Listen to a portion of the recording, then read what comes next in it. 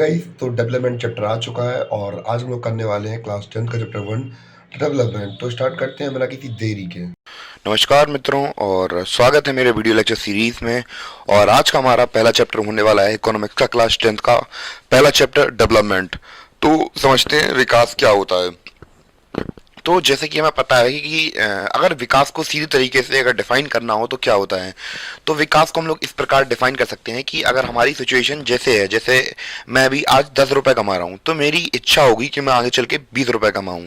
तो जो 20 रुपए है मेरे लिए 20 रुपए कमाना क्या हो जाएगा, मेरा डेवलपमेंट हो जाएगा। वही अगर हम लोग बात करें कि एक कोई बच्चा है जो कि अभी 10 सवाल लगा पाता है, उसे 11वां सवाल लगाता है उसे आ नहीं पाता है, और वो 10 अब वो उसके लिए डेवलपमेंट क्या होगा कि वो 10 से हटाकर 20 सवाल लगाने लगे, तो उसके लिए डेवलपमेंट हो जाएगा। और डेवलपमेंट को गौर से जानने के लिए हमारे पास कुछ प्रश्न है, अगर हम इनका उत्तर देते हैं तो फिर हमें आइडिया लग जाएगा कि भैया डेवलपमेंट क्या होगा। तो सबसे पहले हम लोग बात करते हैं, हमारे मन में कुछ प्रश्न उठते हैं। क्या प्रश्न उठते हैं हम लोग ये समझते हैं। पहला प्रश्न ये होता है कि what are the essential things that we require, यानी कि ऐसी कौन कौन सी आवश्यक चीजें हैं जिनकी हमें सचमुच आवश्यकता है, यानी कि सचमुच जरूरत है। ठीक है। दूसरा क्वेश्चन हमारे मन में आता है कि भैया ऐसी कौन सी, can life be better for all, तो क्या लाइफ हम सब के लिए अच्छी हो सकती है, मतलब बेहतर हो सकती है क्या।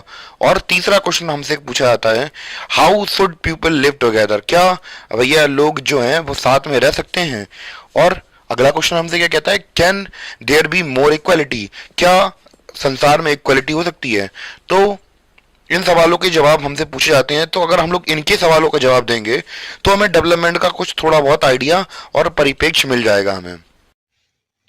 तो मित्रों समझे, अभी हम लोग जो लोगों ने जितने भी क्वेश्चन सभी हमने बात की, डिस्कस किए, तो भैया उसको पहले हम लोग अच्छी तरीके से दिखा दे रहा हूँ यहाँ पे स्क्रीनशॉट में, और जिससे कि आप लोग नोट कर सकें आराम से। तो ऐसे ही जितने भी मैं स्लाइड्स बढ़ाता जाऊँगा और उनको फिर मैं यहाँ पे डिस्प्ले करके दिखाता जाऊँगा। तो क्वेश्चन हमने क्या पूछे थे, what are the essential thing that we require, तो वे कौन सी आवश्यकताएं, आवश्यक चीज़ें हैं जिनकी हमें आवश्यकता है। तो जैसे कि हम लोग ये सवाल पूछते हैं नॉर्मली अपने, can life be better for all, तो क्या जीवन हमारे लिए सबके लिए बेहतर हो सकता है। How should people live together, कि लोग कैसे साथ में रह सकते हैं, कैसे रहना चाहिए, कैसे रहना चाहिए। Can there be more equality, क्या इससे अधिक समानता हो सकती है। तो ये कुछ सवाल हमारे मन में आते हैं जिनका जवाब अगर हम लोग देंगे तो फिर हमें या फिर इनको जवाब देंगे, जवाब सोचने की जब हम लोग कोशिश करेंगे और इनको अचीव करने की कोशिश करेंगे कि तब हम लोग कहेंगे कि डेवलपमेंट हो रहा, मतलब डेवलपमेंट हो रहा है। कि भैया अगर हम लोग बात करें हमारे लिए जो ज़रूरत चीज़ें हैं, अगर हम उन्हें एक्वायर करने की कोशिश करेंगे या उनके बारे में सोचेंगे तो फिर हम लोग डेवलपमेंट की तरफ बढ़ रहे होंगे, या फिर अपने जीवन सुधारने की तरफ बढ़ रहे होंगे, तब भी हम लोग डेवलपमेंट की तरफ बढ़ रहे होंगे। जैसे कि एक किसान के लिए डेवलपमेंट हो सकती है कि वो अच्छे पैसे कमाए अपनी क्रॉप को बेचकर। तो वैसे ही हम लोग इन सवालों के जवाब देते हुए डेवलपमेंट की खोज करेंगे। जैसे कि हम लोगों ने इन क्वेश्चंस को देखा कि भैया क्या हम लोगों को इक्वल राइट मिल सकते हैं, तो जितने भी अभी ये हम लोगों ने क्वेश्चंस पूछे, तो जब हम लोग इन सवालों का जवाब देते हैं तो फिर, और इन जो सवाल हमने पूछे हैं और इनको प्राप्त करने के लिए आगे बढ़ते हैं, तो फिर हम लोग बात करें, हम लोग अपने जो हम लोगों ने जो गोल्स रखे हैं उनकी तरफ बढ़ते हैं, तो यही प्रोसेस का कहलाती है, यही प्रोसेस है हमारी डेवलपमेंट। तो उम्मीद है कि आपको समझ में आया हो। यानी कि अगर हम लोग बात करें कि जैसे कि हमने क्वेश्चन क्या पूछे थे, हमने क्वेश्चन पूछे थे कि किसी व्यक्ति के लिए क्या सबके लिए समानता हो सकती है। तो बहुत सारे लोगों का गोल होता है कि वो क्या करें कि वो जैसी सोसाइटी में दूसरे लोगों को बराबर ही मिल रही है तो उन्हें भी मिले। जैसे कि इसका एग्जांपल दें तो एक कोई लड़की हो सकती है, तो वो ये चाहती है कि जैसे उसके भाई को रिस्पेक्ट मिलती है या फिर आज़ादी मिलती है जो भी चाहे वो करने की, तो उस लड़की की इच्छा भी होती है कि हम क्या करें, अच्छा करें अपनी लाइफ में, या फिर हमें करियर ऑप्शंस मिले, ना कि हमें हमारी शादी करके हमें थोप दिया जाए किसी के सर पर। तो ये भी एक डेवलपमेंट हो सकता है। और हमें क्या चीज़, हमें जैसे कि मैंने उसमें पहला क्वेश्चन लिखा था कि हमें क्या किस चीज़ की ज़रूरत होती है, और इसके लिए हम लोग बात करें कि हमें बहुत सारी चीज़ों की ज़रूरत हो सकती है। जैसे मान चलिए कि एक किसान, गरीब किसान है जो कि दिन रात मजदूरी करता है, तो वो ये चाहता है कि उसे सुकून मिले और उसके पास भी खुद के खेत खेत हों, मजदूर किसान के पास खुद के खेत हों, जिससे कि वो क्या कर सके, वो दूसरों के खेतों में जाकर मेहनत मजदूरी ना करके अपने खेत में अपनी रोटी खाए। तो उसके लिए ये डेवलपमेंट हो सकता है। और इसके बारे में सोचना और उस चीज को लेकर काम करना, तो यही चीज हमारी डेवलपमेंट कहलाती है। तो जैसे कि हम लोग बात करें कि जैसे मैंने बताया आपको सम्मान हो सकता है, और जैसे किसकी और क्या चीज की जरूरत है। तो अब हम लोग इन चीजों के बारे में जब हम लोग सोचते हैं, तो वही यहाँ पे लिखा हुआ है कि डेवलपमेंट क्या है। Development involves thinking about these questions and about the ways in which we can work toward achieving these goals। तो हमने जो भी गोल्स रखे हैं, तो भैया उसमें अगर हम लोग आगे बढ़ने की कोशिश करते हैं, तो यही प्रोसेस क्या कहलाएगी, डेवलपमेंट कहलाएगी। और हम लोग बात करें कि डेवलपमेंट में हम लोग बात करें क्या प्रॉमिस करती है डेवलपमेंट, कि भैया डेवलपमेंट कहती है कि भैया जो अलग अलग लोग होते हैं, तो उनके अलग अलग गोल्स हो सकते हैं। ऐसा नहीं है कि सबके गोल्स एक जैसे हैं। तो हम लोग वैरायटी ऑफ पीपल देखते हैं अपने डेमोक्रेसी के अंदर, तो हमारे यहाँ पे वैरायटी ऑफ पीपल हैं, तो उनके गोल्स, उनकी अलग अलग लोग हैं, तो उनके अलग अलग गोल्स हमें देखने को मिलते हैं। तो आई थिंक इतना क्लियर हो गया होगा आप लोगों को। अब अलग अलग एग्जाम्पल्स देके मैं आपको बताऊंगा कि कैसे कैसे अलग अलग लोगों के अलग अलग गोल्स हो सकते हैं। तो जब हम लोगों ने डेवलपमेंट के बारे में बात कर ही ली है, तो डेवलपमेंट क्या है। Development involve thinking about these questions and about the ways in which we can work together achieving towards achieving these goals. तो भैया डेवलपमेंट क्या है, विकास में इन प्रश्नों के बारे में और उन तरीकों के बारे में सोचना शामिल है जिससे हम इन लक्ष्यों को प्राप्त करने की दिशा में काम कर सकते हैं। और भैया डेवलपमेंट क्या प्रॉमिस करता है, डेवलपमेंट प्रॉमिस करता है कि भैया अलग अलग लोग होते हैं, तो भैया उनके अलग अलग गोल्स होते हैं। और इसको अलग अलग एग्जाम्पल से समझ लेते हैं हम लोग अब। तो गाइस अब हम लोग बात करते हैं कुछ डेवलपमेंट गोल्स के बारे में, अलग अलग कैटेगरीज के पीपल के बारे में, कि जिससे कि हमें एक आइडिया लगे कि कैसे दूसरे लोगों के जो गोल्स होते हैं वो दूसरे लोगों से अलग होते हैं, तो उनको समझते हैं। तो सबसे पहले हम लोग ये समझते हैं कि सबसे पहले हम लोगों को यहाँ पे दिया गया है क्या, कैटेगरी ऑफ पीपल, यानी कि किस कैटेगरी के लोग हैं। तो सबसे पहले एक है ऐसा व्यक्ति जो कि गाँव के क्षेत्र में रहता है, लैंडलेस लेबरर है, यानी कि ऐसे व्यक्ति जो कि गाँव में खेती करते हैं, मतलब उनके खुद के खेत नहीं होते, वो दूसरों खेती में जाकर, दूसरों के खेतों में जाकर किसानी करते हैं या फिर खेती करते हैं, ऐसा मजदूर की तरह, ऐसा लेबरर की तरह, ठीक है। तो अब इनके लिए डेवलपमेंट क्या होगा, इनके लिए डेवलपमेंट होगा more days of work and better wages. तो भैया इनके लिए यही हम लोग बात करें डेवलपमेंट हो सकता है कि ये चाहते हैं कि हमें ज़्यादा से ज़्यादा दिन तक काम मिले। अगर इन्हें काम नहीं मिलेगा तो ये कुछ खाएंगे नहीं, कुछ पी नहीं पाएंगे और अपने परिवार को नहीं पाल पाएंगे। तो इनकी यही इच्छा होती है कि इन्हें बेटर क्या मिले, वेजेस मिले, और क्या मिले, ज़्यादा से ज़्यादा काम करने के लिए दिन मिले इन्हें। यानी कि ऐसा ना हो कि भैया एक सीज़न ख़त्म हो जाए और इनके पास काम ना हो, क्योंकि आप लोगों को पता होगा जो कि लोग खेती किसानी से जुड़े हैं, तो उनके लड़के वगैरह आपको पता होगा कि बड़े बड़े शहरों में फैक्ट्रियों में काम करने के लिए चले जाते हैं। अगर उनके पास पर्याप्त काम होगा तो उन्हें वहां पे नहीं जाना पड़ेगा और वो अपने घर पे सुखी से अपने परिवार के साथ रहेंगे। और क्या हो सकता है, local school is able to provide quality education for their children, यानी कि वो लोग ये चाहते हैं कि भैया उनकी लोकेलिटी के अंदर क्या मिले, उन्हें अच्छी शिक्षा मिल सके उनके बच्चों को, जिसके तहत वो लोग अपने बच्चों को अपने जैसा लेबरर बनने की प्रेरणा ना दें और उनका लाइफ में कुछ भला कर सकें और उनके लिए कुछ अच्छा कर सकें। तो ये वो लोग चाहते हैं। और क्या चाहते हैं, there is no social discrimination and they too can become leader in the village.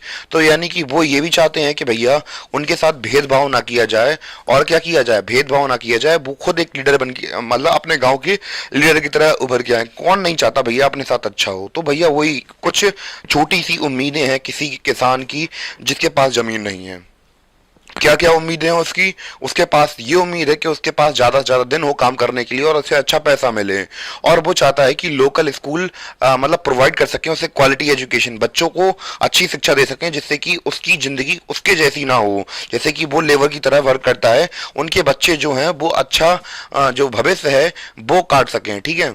और क्या चाहते हैं, provide quality education for their children and no social discrimination. तो भैया हमें पता है कि जो लेबरर्स होते हैं उनकी इज्जत नहीं होती समाज में, लोग उन्हें बुरी नजरों से देखते हैं, कहते हैं कि तुम तो भैया मजदूर आदमी हो। तो वो ये चाहते हैं कि सोशल डिस्क्रिमिनेशन ना फेस करनी पड़े और वो क्या बन जाए, वो खुद गांव के लीडर बन जाए, ठीक है।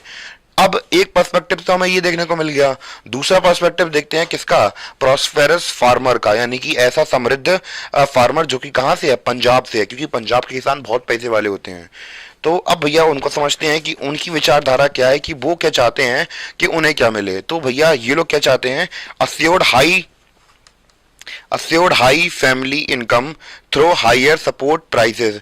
तो जैसे कि आपको पता होगा कि जो पंजाब वगैरह या फिर हम लोग बात करें हरियाणा साइड के जो किसान हैं, उन्हें अच्छी मात्रा में एमएसपी मिलती है। अब भैया मान चलिए कोई किसान ऐसा है जिसके पास बहुत सारी ज़मीन है और वो बहुत सारी खेती भी करता है, और उसका जो अमाउंट ऑफ, हमें पता है पहले के समय पर ये होता था कि अब मान चलिए कि अब बहुत सारा अनाज आपका हो गया, वो बेच नहीं रहा, अब क्या होगा।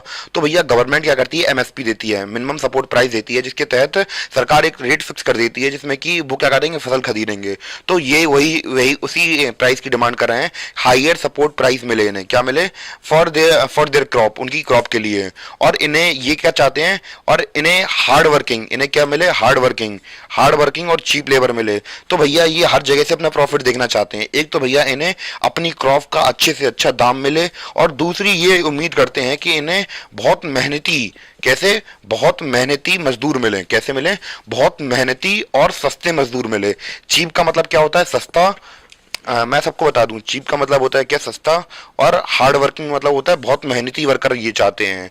और ये क्या चाहते हैं, they should be able to settle their children abroad. तो भैया ये चाहते हैं कि इनके बच्चे कहाँ पढ़ें, अब्रॉड पढ़ें। तो जैसे कि आपको पता होगा पंजाब या चंडीगढ़ साइड के जो बच्चे होते हैं, क्योंकि उनके पास थोक में, बल्क में बहुत सारी लैंड है, तो भैया वो अपने बच्चों को कनाडा वगैरह भेज देते हैं, और वहीं पर वो लोग अपनी अच्छी ज़िंदगी बसर करते हैं। और ज़्यादातर जो हम लोग बात करें प्रॉस्पेरस फार्मर्स फ्रॉम पंजाब, उनकी यही एस्पिरेशंस होती हैं।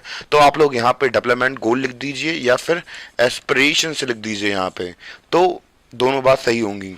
अब हम लोग बात करने वाले हैं एक ऐसी लड़की के बारे में जो कि बहुत रिच फैमिली से बिलोंग करती है, पर हम लोग बात करें उसके पास इक्वलिटी के राइट्स नहीं है, यानी कि जैसा कि उसके भाई के साथ ट्रीट किया जाता है, और पर उससे वो ट्रीटमेंट नहीं मिलता है। अब उसके बारे में थोड़ी बहुत डिस्कशन कर लेते हैं अब हम लोग। तो हम लोग बात करें, ये हमें अलग अलग कैटेगरी के गोल्स दिए गए हैं, मतलब अलग अलग जो समाज के लोग होते हैं उनके बारे में। तो इसमें हम लोगों ने जैसे व्हाइट बोर्ड पे अभी हमने देखा कि हम लोगों ने लैंडलेस रूरल के बारे में तो देख लिया, और प्रॉस्पेरस फार्मर और फ्रॉम पंजाब के बारे में देख लिया, पर rich girl from urban family से इसके बारे में नहीं देखा। तो थोड़ा बहुत फिर से रिवाइज कर लेते हैं कि लैंडलेस रूरल हमारा कौन थे, ऐसे व्यक्ति जो कि किसान जो कि दूसरों के खेतों में काम करते हैं, और वो चाहते हैं कि उन्हें अच्छी वेजेस मिले और अच्छा स्कूल प्रोवाइड हो उनके बच्चों को, जिससे कि वो लोग ये बेकार की ज़िंदगी ना जीना, मतलब ना जिए। और वो ये भी नहीं चाहते कि उनके साथ सोशल डिस्क्रिमिनेशन हो, और वो खुद लीडर बनना चाहते हैं गाँव के। और प्रॉस्पेरस फार्मर क्या चाहता था हमारा पंजाब से, वो चाहता था कि भैया उसकी जो इनकम है फैमिली की वो बढ़ जाए, और उसे मिनिमम सपोर्ट प्राइस जो मिलता है, एमएसपी मिलती है, वो अच्छी मिलने लगे। ठीक है, और उसे हार्ड वर्किंग और सस्ते लेबर मिलने लगे, जिससे कि उसका प्रॉफिट डबल हो जाए, और वो ये कर सके कि अपने बच्चों को विदेश भेज सके अच्छे तरीके से पढ़ने और रहने के लिए। और एक पॉइंट हमने अभी डिस्कस नहीं किया था अपने व्हाइट वुड के सेशन में, कि एक गर्ल थी किससे, रिच अर्बन फैमिली से, वो उसके एस्पिरेशंस क्या होंगे, तो उसके एस्पिरेशंस क्या होंगे, वो चाहती है उतनी ही फ्रीडम जैसे कि उसके भाई को मिलती है। तो वो यही चाहती है कि भैया वो भी कुछ अपनी लाइफ में करे, और वो अपनी क्या चाहती है, अपनी स्टडीज़ विदेश में करना चाहती है। तो जैसे कि आप लोगों को पता होगा, ये हमारे घर का डेली का मामला है कि भैया हमारी बहनें चाहती हैं कि उन्हें बाहर घूमने का मौका मिले, क्योंकि अगर घर से बाहर जाती है, तो उस लड़की के घर वाले सवाल पूछते हैं, बेटा कहाँ गई थी, क्यों गई थी, कैसे गई थी। तो ये सभी के मन में सवाल आता है, ये सारी चीज़ें आम बातें होती हैं किसी के मन में आना, पर लड़कों के लिए कभी नहीं कहा जाता है। तो ऐसी फ्रीडम वो लड़की भी चाहती है, कोई भी लड़की का नाम मान लीजिए। तो ऐसे करके अलग अलग लोगों के, अलग अलग कैटेगरी ऑफ पीपल के, पर्सन के क्या हो सकते हैं, एस्पिरेशंस या डेवलपमेंट गोल्स हो सकते हैं। तो हम लोगों ने इतने लोगों की एस्पिरेशंस तो देखी। अब एस्पिरेशंस देखने के बाद हमें पता चला कि भैया जो लड़की थी सनाया, उसकी डिमांड और कुछ थी। जो प्रॉस्पेरस किसान था उसकी डिमांड ये थी कि भैया उसके बच्चों को बाहर भेजने का, विदेश में भेजने का मौका मिले। और जो गरीब किसान था, जो लेबर थे, तो भैया वो चाहते थे कि उन्हें पर्याप्त काम मिलता रहे। ठीक है, तो अब हमने जैसा कि देखा कि हम लोग इससे क्या समझे, जितनी हमने एस्पिरेशंस देखी तो इससे हम लोग क्या समझे, इससे हम लोग ये कंक्लूजन निकाल पाए कि जितने भी पर्सन होते हैं सबकी अलग अलग इच्छाएं होती हैं और अलग अलग डेवलपमेंट होते हैं। यानी कि अब हम लोग ये नहीं कह सकते जैसे कि गरीब लेबर लेबर था वो कह रहा था कि हमें काम मिलता रहे, पर प्रॉस्पेरस किसान को काम करने की जरूरत ही नहीं है, तो अब उसका डेवलपमेंट उसकी इच्छा नहीं है। और अगर हम लोग बात करें they seek things that are important to them, तो वो केवल उन चीज़ों पर ध्यान देते हैं जो कि उनके लिए ज़रूरी हैं। अब भैया जो गरीब किसान है, जो गरीब लेबरर था, उसके लिए बराबर के अधिकार मिलना कोई इतनी ज़्यादा इम्पोर्टेंट की बात नहीं है। वो नहीं चाहता कि उसे भी अपने भाई की तरह स्कूल भेजा जाए जैसे कि सनाया चाहती थी। तो अब उनके लिए जो इम्पोर्टेंट होगा वो उनका डेवलपमेंट हो सकता है, वो उनके लिए इम्पोर्टेंट होगा, तो वो केवल उन चीज़ों पर ध्यान देंगे जिनकी उनकी ज़रूरत है। अब जैसे हम लोग सनाया का एग्जाम्पल लेते हैं, तो सनाया के लिए जरूरी क्या था, उसे वो चाहिए था, अधिकार चाहिए थे अपने लिए कि भैया वो विदेश जाके पढ़ना चाहती है, और जो उसे जो वो अधिकार चाहिए थे जो उसके भाई को मिलते हैं, ठीक है। पर उसे उसके जो लेबर था कि उसे उसके काम मिलता रहे, उससे कोई मतलब नहीं था। या फिर वो गांव का प्रधान बन जाए, वो घंटा फर्क नहीं पड़ता लड़की को कि उसे वो गांव का प्रधान बने या खुद का प्रधान बने, उससे कोई मतलब नहीं है। उसके लिए केवल इतना इंपॉर्टेंट है कि जैसे उसके भाई को राइट्स मिलते हैं उसे भी राइट्स मिले, तो वो ये चाहती है। और घंटा बोलने के लिए सॉरी, अगली बार ध्यान रखूंगा। तो हम लोग ये समझ सकते हैं कि दो ग्रुप या दो पर्सन का जो वो लोग डेवलपमेंट मांगते हैं, जैसे कि हम लोग बात करें जो भी डेवलपमेंट मांग सकते हैं, तो वो कभी कभी कॉन्फ्लिक्टिंग हो सकती हैं। कैसे कैसे कॉन्फ्लिक्टिंग होती हैं, इसको एग्जाम्पल की मदद से समझने की कोशिश करते हैं हम लोग, कैसे वो दो चीज़ें कॉन्फ्लिक्टिंग हो जाएंगी या फिर कॉन्ट्राडिक्टरी हो जाएंगी, जिसके तहत हम लोग ये समझेंगे कैसे कैसे चीज़ें बिगड़ जाएंगी दोनों के लिए। हम इस बात को लेकर बात करने वाले हैं।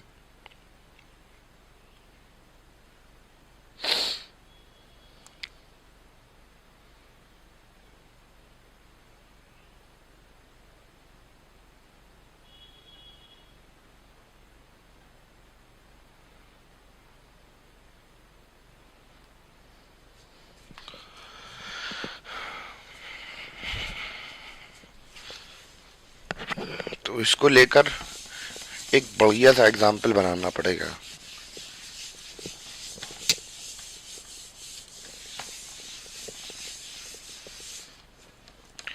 तो अगर हम लोग बात करें कि एक किसान है मान चलिए, ठीक है, फार्मर है, और दूसरा कौन है, लेबरर है, ठीक है। अब हम लोग बात करें कि जो फार्मर है, अब जो लेबर था हम लोग बात करें उसकी क्या डिमांड थी कि भैया उसके वेजेस कैसे मिले उसे, उसके वेजेस उसे ज़्यादा मिले। तो अगर इसके वेजेस ज़्यादा जाएंगे तो इसके वेजेस, इसको जो प्रॉफिट मिल रहा है वो कैसा हो जाएगा, कम हो जाएगा, ठीक है। इनके लिए डेवलपमेंट होगा पर इनके लिए अनडेवलपमेंट होगा, ठीक है। दूसरा एग्जाम्पल समझते हैं।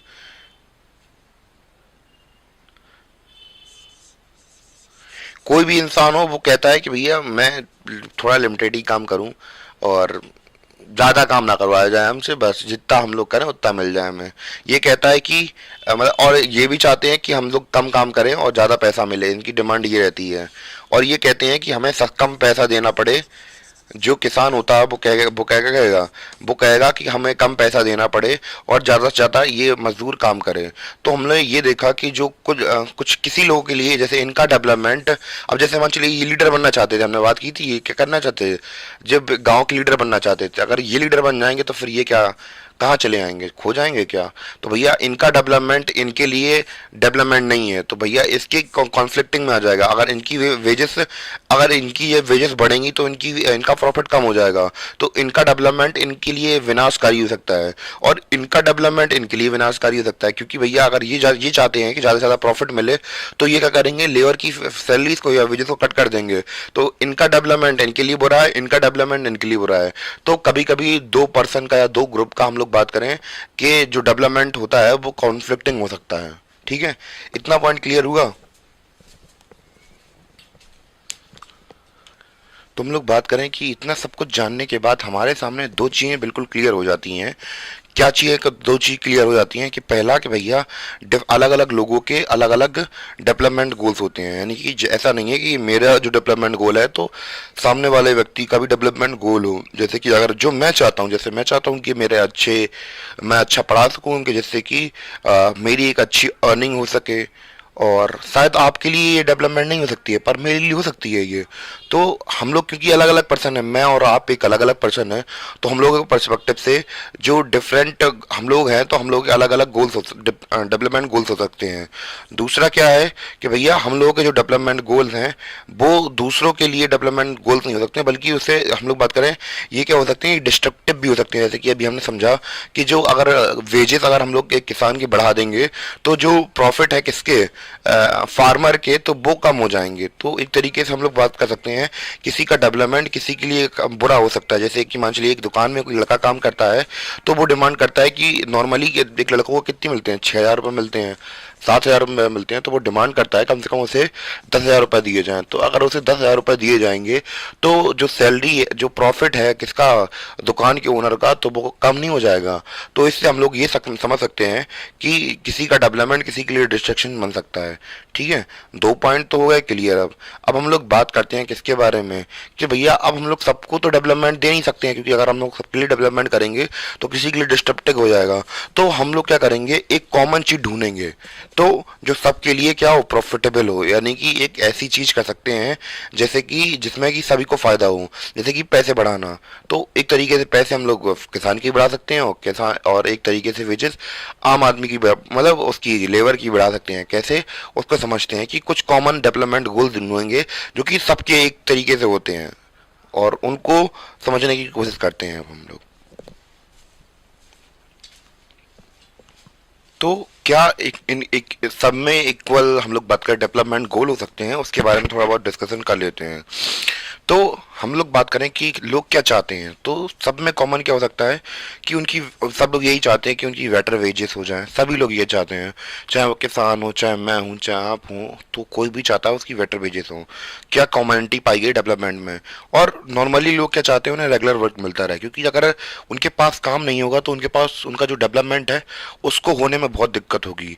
और तीसरा क्या कि भैया कोई भी अगर प्रोडक्ट, जो कोई भी व्यक्ति हो जो कि प्रोडक्ट वगैरह बनाता हो, तो भैया वो क्या चाहते हैं कि भैया उनकी एक डिसेंट प्राइस ही मिले उन्हें अपनी क्रॉप्स के लिए हो, या फिर कोई अगर मैन्युफैक्चरर्स हो तो उनके लिए अपने प्रोडक्ट के लिए वो क्या चाहते हैं कि उन्हें प्रोडक्ट के लिए एक अच्छी प्राइस मिले।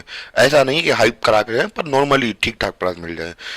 मैं सिंपल मीनिंग में और क्या चाहते हैं लोग, हम लोग देखें तो और क्या चाहते हैं, इक्वल ट्रीटमेंट। अब भैया ऐसा तो नहीं है कि आप जा रहे हो रास्ते में और कोई आपको गाली दे दे, ये कह दे कि आप बहुत गंदे दिखते हैं, तो ऐसा नहीं होता है। या फिर आपकी जाति को लेकर कुछ कह दें, आपके समाज को लेकर कुछ कह दें, तो ये हमारे नहीं होता है हमारा में। ठीक है, और फ्रीडम, फ्रीडम चाहते हैं लोग। क्या चाहते हैं कि उन्हें आज़ादी मिले कि जो भी वो करना चाहें, जहाँ घूमना चाहें घूम सकते हैं। या फिर हम लोग बात करें जो भी कुछ करना चाहें, जैसे कि कुछ पहले के समय पर क्या होता था कि पर्टिकुलरली एक फैमिली का पर्टिकुलर काम होता था और उसके सिवा वो कुछ नहीं कर सकते थे। तो फ्रीडम चाहते हैं, सिक्योरिटी चाहते हैं, ऐसा नहीं है कि कोई जा रहे हो हम गुम्मा फेंक के मार दे। तो यही चाहते हैं, रिस्पेक्ट चाहते हैं कि अगर वो कोई भी काम करते हैं तो उनको रिस्पेक्ट मिलनी चाहिए। जैसे मैं काम करता हूँ, तो अब ये नहीं है कि कोई भी आके मुझसे कुछ भी आके मुंह चला दे, तो ये मुझे चीज़ें अच्छी नहीं लगेंगी। ठीक है, तो मुझे क्या चाहिए, एक रिस्पेक्ट चाहिए। ठीक है, तो ये सारी चीज़ें मैटर करती हैं जब हम लोग कंसीडर करते हैं क्या, एक equal development, unified development goals. तो लोग ज़्यादा से ज़्यादा यही चाहते हैं, और मेनली अगर बात करें तो यही चाहते, इन चारों चीज़ों पर ज़्यादा ध्यान करते हैं लोग। ठीक है,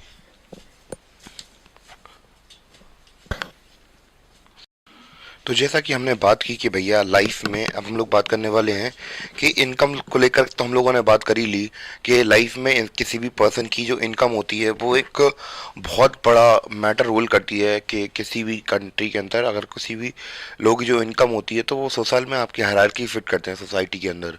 कि अगर आप लोग अमीर है तो फिर आपके साथ अच्छा ट्रीट होगा, अगर नहीं है तो फिर आपके साथ बहुत बुरा ट्रीट किया जाएगा। तो ये हमें सोसाइटी के अंदर देखने को मिलता है। तो वैसे ही हमारी लाइफ में हम लोग बात करें, केवल हम लोग मनी के अलावा भी दूसरी क्वालिटी ऑफ लाइफ होती है। जैसे कि अगर हम लोग बात करें कि सोशल रिलेशनशिप हमारे कैसे हैं, कि आप कमा तो 20-30 लाख रुपए रहे हैं, बोलने वाला घर में कोई नहीं है, और आप बस तन्हाई में अकेले बैठे रहते हैं, सोचते रहते हैं काश कोई ऐसा होता जो मुझे प्यार करता। तो बस आप सोचते ही रहेंगे, होने वाला कुछ नहीं है, बस शादी कर लेना, फिर इससे ज़्यादा कुछ नहीं कहूँगा मैं। सिमिलरली डेवलपमेंट के लिए भी वही हम लोग बात करें। Similarly for development people look at mix of goals. तो केवल एक प्रकार के ही गोल्स के ऊपर नहीं भागते हैं कि केवल और केवल इनकम के ऊपर जा रहे हैं। सिक्योरिटी, रिस्पेक्ट, दूसरे एक्सपेक्ट भी होते हैं लाइफ के अंदर के, अलग अलग चीज़ें होती हैं, ठीक है। Hence, the development goals that people have and not only about better income but also about important things in life। और दूसरी चीज़ें भी होती है लाइफ में, केवल पैसे के सिवा। हमेशा आप पैसे के पीछे भागते रहेंगे तो जीवन में कुछ हासिल नहीं होने वाला है। अगर आप लोगों को पता हो, जो सिकंदर था, अलेक्जेंडर नाम का एक राजा था कुछ 2000 साल पहले, जिन्हें सुना होगा आप लोगों ने, सिकंदर महान के बारे में सुना होगा। तो जब वो मरने वाले थे तो कहानी कही जाती है कि उन्होंने कहा था, जब मैं मर जाऊं तो मेरे दोनों हाथ खुले करके रखना, जिससे कि लोगों को पता चले कि दुनिया का सबसे ताकतवर राजा अपने साथ मरने के बाद कुछ नहीं ले जा पा रहा। तो इससे एक सीख मिलेगी।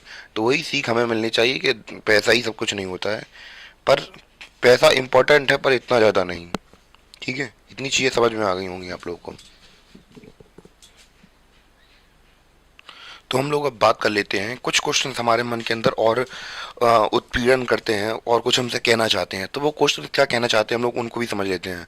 तो कुछ हमारे मन के अंदर और क्वेश्चंस भी आते हैं कि हमसे कुछ क्या क्या क्वेश्चन हमारे मन के अंदर और आते हैं। Can all the ideas be consider equally important. तो डेवलपमेंट को लेकर जितने भी हमारे आइडियाज होंगे, क्या सभी के सभी बराबर होंगे? और if there are conflict, how does one decide. अगर इन लोगों के जो डेवलपमेंट के जो कॉन्सेप्ट हैं या फिर आइडियाज हैं, इनके बीच में अगर कॉन्फ्लिक्ट हुए तो फिर कौन कैसे हम लोग डिसाइड करेंगे? क्या सही तरीका होगा? फेयर मतलब होता है साफ सुथरा तरीका होगा, या तरीका होगा सबके लिए? मतलब कौन सा तरीका हम लोग चुनेंगे? Would the idea benefit a large number of people और ओनली अ स्मॉल ग्रुप। तो किसका फायदा होगा, कि एक लार्ज ग्रुप ऑफ पीपल का या फिर स्मॉल ग्रुप ऑफ पीपल का? तो इन क्वेश्चन का जवाब देने के लिए मैं आपको एक एग्जाम्पल बताता हूँ। कौन सा एग्जाम्पल बताता हूँ उसको समझते हैं। तो मान चलिए कि यहाँ से एक बह रही थी नदी, ठीक है। यहाँ बना दिया गया डैम बीच में। तो अब जब डैम बनता है तो यहाँ पे जो पानी है वो क्या होगा, इकट्ठा होगा, मान चलिए, ठीक है। यहाँ पे तो अब जो यहाँ पे जो लोग किसान काम करते थे नदी के आसपास में, वो लोग ये चाहेंगे कि उनका क्या हो, उनके ये जो डैम है वो हटा दिया जाए, रिजर्वायर हटा दिया जाए, जिससे कि ये लोग वहाँ पे क्या कर सकें, खेती कर सकें। क्योंकि हमें पता है कि अगर एक जगह पर डैम लगता है तो काफ़ी बड़े एरिया के अंदर पानी को स्टोर करके रखा जाता है। तो ये समस्या हमें पता है कि होती है। अब एक समस्या तो इनके पास है कि ये लोग क्या चाहते हैं, किसान क्या चाहते हैं, फार्मर्स क्या चाहते हैं यहाँ के, वो चाहते हैं कि ये डैम यहाँ से हटा दिया जाए, ठीक है। अगर जिनका मान चलिए कि डैम जिनका खेत अगर यहाँ पे हुआ, तो अब मान चलिए कि सिचुएशन ऐसी नहीं बनती हैं तो फिर पानी बंद कर दिया था कभी कभी, तो पानी नहीं मिल पा रहा उन्हें, या फिर जैसी भी सिचुएशन बन रही है, तो फार्मर कुल मिला के चाहते हैं कि ये कर दिया, डैम हटा दिया जाए, ठीक है। पर अब ये जो डैम था, इससे इलेक्ट्रिसिटी मिलनी थी हमें, आपको, बाजार में। हमें पता है कि मार्केट में ज़रूरत होती, दुकान वालों को होती है। अब जैसे मैं ही आपको पढ़ा रहा, अगर मैं अपना कैमरा चार्ज नहीं करूँगा तो आपके पास हम लोग बात करें, ये कंटेंट बना रहा हूँ, कैसे प्रोवाइड करूँगा? या फिर जो मैं अभी वाईफाई का इस्तेमाल कर रहा हूँ, अगर वाईफाई काम नहीं करेगा तो मैं वीडियो अपलोड कैसे करूँगा? अगर मैं अपलोड नहीं करूँगा तो आप लोग पढ़ नहीं पाएंगे। तो अब मेरे लिए इम्पोर्टेंट क्या है कि मुझे थोड़ी बिजली मिले, यानी कि मैं थोड़ा बहुत बिजली का इस्तेमाल कर सकूँ, जिससे कि आप तक जो कंटेंट बनाया है मैंने वो पहुंचाया जा सके। तो क्या अगर ये डैम नहीं बनेगा तो मेरे पास बिजली भी नहीं पहुंचेगी। तो अब यही बात आ जाती है, क्या जो आइडिया था डेवलपमेंट का, हम लोगों के लिए जो कंसीडर किया गया था डेवलपमेंट का आइडिया, अब एक आइडिया एक ही है। अब इसकी मेरे लिए डेवलपमेंट अगर ये लग जाता है हो जाएगा, और इनके लिए डेवलपमेंट खत्म हो जाएगा क्योंकि इनकी ज़मीन ही चली गई वहाँ से, ठीक है। तो अब यही चीज़ है। तो भैया अब हम लोगों के बीच में कॉन्फ्लिक्ट अराइज हो रहा है या नहीं हो रहा है, हमारे और फार्मर्स के बीच में? क्योंकि मैं ये चाहता हूँ, या फिर मार्केट के बहुत सारे लोग चाहते हैं जिन्हें इलेक्ट्रिसिटी की ज़रूरत होती है, तो वो लोग क्या चाहते हैं कि ये डैम बना रहे, और ये लोग क्या चाहते हैं कि डैम नहीं बने। तो कौन कैसे डिसाइड होगा, कैसे तरीका हम लोग मतलब कौन से तरीके से हम लोग इसको तय करेंगे कि किसे मतलब ये डैम बनना चाहिए नहीं बनना चाहिए? तो would the ideas benefit large number of people और ओनली अ स्मॉल ग्रुप। तो क्या जैसे मान चलिए कि यहाँ पे तो मान के चलिए कि डैम के पास में कुछ ही लोग रहते हैं, ठीक है, पर जो बिजली मिलने वाली है बहुत लार्ज नंबर ऑफ पीपल को मिलने वाली है। तो benefit large number of people को होगा या कम लोगों के नंबर के लिए होगा, ये जानना जरूरी है, ठीक है। अब आगे समझ में कि कैसे कैसे चीज़ें कॉन्फ्लिक्ट होती हैं और कैसे कैसे हम लोग जो गवर्नमेंट है वो कैसे कैसे फैसले लेती है, क्योंकि उन्हें हर एक स्टेक होल्डर के व्यू पॉइंट जानना जरूरी होता है। फिर उसके हिसाब से जो डिसीजन होते हैं फिर वो गवर्नमेंट लेती है कि हाँ, किसे फ़ायदा हो रहा, किसे नहीं हो रहा, कितने लोग हैं कितने लोग नहीं हैं। ऐसा नहीं कि कोई आया और किसी ने भैया किसी अमीर आदमी ने कहा कि लो भाई साहब पैसे ले लो और बस हम खड़ा कर दो अपना। ऐसा नहीं होता है, सारी चीज़ें देखनी पड़ती हैं, समझनी पड़ती हैं। क्लियर? तो जैसा कि अभी हम लोगों ने बात की कि भैया हमें क्या डिसीजन लेना है क्या नहीं लेना है, तो या फिर क्या चीज़ चुननी है। जब दो चीज़ों में जब हम लोग बात करें चुनने की बात आती है तो हमें यूजुअली क्या लेना चाहिए, क्या चुनना चाहिए, क्या चीज़ें देखनी चाहिए। सबसे पहले हमें पता है कि यूजुअली वी टेक वन और मोर इंपॉर्टेंट कैरेक्टरिस्टिक। तो जैसे ही हम लोग बात करें किसी भी चीज़ को अगर हमें चुनना होता है तो दो चीज़ों को अगर कंपेयर करना है हमें, तो क्या हमें ये डिसीजन लेना चाहिए ये लेना चाहिए, तो उसमें ये होता है कि हमें उसके क्या करना चाहिए, अलग अलग परिप्रेक्ष्य देखने चाहिए ऑफ अ पर्सन, या पे किसी पर्सन को चुनना हो तो उसमें क्या करना चाहिए, अलग अलग परिप्रेक्ष्य देखने चाहिए। And compare them based on the characteristic. तो उनके अलग अलग उसके जो कैरेक्टरिस्टिक हैं, जैसे दो व्यक्तियों के बीच में दो डिसीजन के बीच में कोई चीज़ हमें चुननी है तो उनकी कंपेरिजन मतलब देखते हैं कि क्या हम लोग ये इसको चुनना चाहिए या उसको चुनना चाहिए, इसमें ये चीज़ अच्छी होती है, उसमें ग्राफिक्स अच्छे होते हैं, इसमें डिज़ाइनिंग अच्छी है, इसका प्रिंट अच्छा आता है। तो हमें अलग अलग पर्सपेक्टिव देखने चाहिए जब भी हम लोग कोई डिसीजन लेते हैं या फिर कोई चीज़ चुनते हैं, ठीक है। तो of course there can be differences about what are the important characteristic that we should form on the basis of comparison. तो जब हम लोग कंपैरिजन करते हैं किसी भी चीज़ में तो उसकी ऑब्वियस सी बात है हम लोग के हर एक परिप्रेक्ष्य में उस चीज़ को कंपेयर करते हैं एक दूसरे से, और जो ज़्यादा चीज़ अच्छी होती है बस उसे हम लोग चुन लेते हैं। यही तरीका है भैया किसी भी चीज़ का चुनने का कि भैया दोनों चीज़ सामने आमने सामने रखो और देखो कोई चीज़ अच्छी है खराब है तो उनके कैरेक्टरिस्टिक पहचानो और देखो उनमें क्या क्या सिमिलरिटी देख रहे हैं, क्या डिफरेंसेस है, इसमें ज़्यादा अच्छा दिखे उसे चुन लो। और यही होता है डेवलपमेंट के लिए, ठीक है। अगर हम लोग बात करें कि अगर कंट्रीज के बीच में अगर हमें डेवलपमेंट देखनी हो तो केवल और केवल हम लोग ये नहीं कह सकते हैं कि कंट्रीज के बीच में अगर कंपैरिजन करना हो कि कौन अच्छी है या फिर कौन ज़्यादा अच्छी नहीं है, उसके बारे में पता करना हो तो उनकी एक इनकम एक बहुत इंपॉर्टेंट पर्सपेक्टिव बन जाता है या फिर इंपॉर्टेंट एक्सपेक्ट बन जाता है किसी भी कंट्री को देखने का, वो डेवलप्ड है या नहीं है। तो इनकम है, पर इनकम के अलावा भी कई चीजें होती हैं, जरूरी नहीं कि केवल पैसा ही आपको सुख दे। तो हम लोग ये देखते हैं कि बहुत सारी छोटी कंट्रीज ऐसी होती हैं जो कि कई मामले में अच्छी होती हैं, भले ही उनके पास पैसा ना हो, और कुछ कंट्रीज बड़ी हैं और उनके पास काफी पैसा है पर वो कुछ मामलों में अच्छी नहीं होती हैं। तो हम लोग अब अलग अलग एक्सपर्ट के बारे में बात करते हैं कि केवल एक ही चीज इंपॉर्टेंट नहीं होती। जैसे अगर आप लोग जीडीपी की बात करते हैं, जैसे कोई कंट्री अच्छी होती है या खराब होती है तो इसमें हमें ये नहीं पता चलता है कि भैया उसकी जीडीपी अच्छी जीडीपी ज़्यादा ही हो। तो इस कंट्री की हमें ये भी देखना चाहिए कि वुमेन्स एजुकेशन कैसा है, लिटरेसी रेट कैसा है, और जो चाइल्ड बर्थ रेट है वो कैसा है, अलग अलग क्वालिटी ऑफ लाइफ कैसी है। तो डेवलपमेंट के अंदर बहुत सारी चीज़ आ जाती हैं कि जरूरी नहीं कि केवल इनकम ही एक तरीके से हम लोग बात करें पैरामीटर बनता है किसी भी चीज़ को नापने का या डेवलपमेंट करने का। तो अलग अलग परिप्रेक्ष्य से हम किसी कंट्री को नापते हैं और उनमें से एक इम्पॉर्टेंट एक्सपर्ट इनकम भी है, पर इनकम के अलावा भी कई चीज़ें होती हैं। तो जैसा कि अब हम अभी तक हम लोगों ने बात की थी, तो किसी कंट्री के बारे में अगर हमें पता करना हो कि वो कितनी अच्छी है तो इसमें हमने बात स्टार्टिंग में ही कह दिया था कि मनी इंपॉर्टेंट क्राइटेरिया है, पर उसके अलावा भी दूसरी चीज़ें हैं। पर सबसे ज़्यादा इंपॉर्टेंट क्या होता है कि कंट्री अगर पैसे वाली है तो वो सारी चीज़ें ढक सकती है, एक तरीके से कह सकते हैं हम लोग। तो इसी के साथ हम लोग ऐसी टोन के साथ रहते हैं और हम लोग देखते हैं कि किसी कंपनी किसी कंट्री के पास में अगर ज़्यादा पैसा है तो वो कुछ भी कर सकता है। लिटरली बात सही है कि अगर कंट्री के पास आधा पैसा हो तो आप क्राइम भी कर दें तो कोई दिक्कत नहीं होने वाली है। तो ये सब चीज़ें माफ़ किया दी जाती है। तो बस बाकी चीज़ें भी देखेंगे डेवलपमेंट में, ये मैं अलग पर्सपेक्टिव से बता रहा हूँ, चैप्टर के हिसाब से नहीं है। तो मैं बता दूं कि भैया कंट्रीज जो मतलब हाई इनकम रहती हैं अच्छा परफॉर्म करती हैं। तो जैसे कि अगर अगर हम अपने ही बात देश की बात करें तो काफ़ी बड़ी जीडीपी हो, काफ़ी बड़ी इकोनॉमी बन चुकी है इंडिया की। पर अगर अलग अलग सेक्टर्स में देखा जाए, जैसे हम लोग बात करें जेंडर गैप इंडेक्स हुआ या फिर हम लोग दूसरे इंडेक्सेस की बात करते हैं, पोवर्टी रेट हुआ या फिर दूसरे इंडेक्स की बात करें, तो उसमें हम अच्छा परफॉर्म नहीं कर पाते हैं। भले ही हम लोग बात करें तो वर्ल्ड की लार्जेस्ट इकोनॉमीज में आते हों, फिर भी वो हम लोग क्राइटेरिया अभी तक हम लोग कवर नहीं कर पा रहे हैं, क्योंकि हम लोग जीडीपी का कॉन्सेप्ट थोड़ा अलग होता है और उसमें डेवलपमेंट का कॉन्सेप्ट थोड़ा अलग होता है। ये दोनों चीज़ अलग अलग है, डेवलपमेंट और जीडीपी से अंतर बहुत जमीन आसमान का अंतर है। ठीक है, तो अगर हम लोग बात करते हैं, अब वो सब छोड़िए, उस चैप्टर पे आते हैं। तो कंट्रीज जिनके पास हायर इनकम होती है, तो भैया इनकम के बारे में हमने बात की कि कंट्री के पास अगर ज़्यादा इनकम होगी तो वो डेवलप कहलाएंगी दूसरी कंट्रीज के पर्सपेक्टिव में। तो हम लोग बात करें जिनकी कम इनकम है उनके पर्सपेक्टिव में, जिनके पास ज़्यादा पैसा आता है या फिर ज़्यादा मनी होती है, वो कंट्रीज क्या कहलाएंगी, डेवलप कंट्रीज कहलाएंगी। तो भैया इकोनॉमी के अंदर अगर आपको कंट्रीज को डिवाइड करना है तो अलग अलग आप लोग डिवाइड कर सकते हैं। तो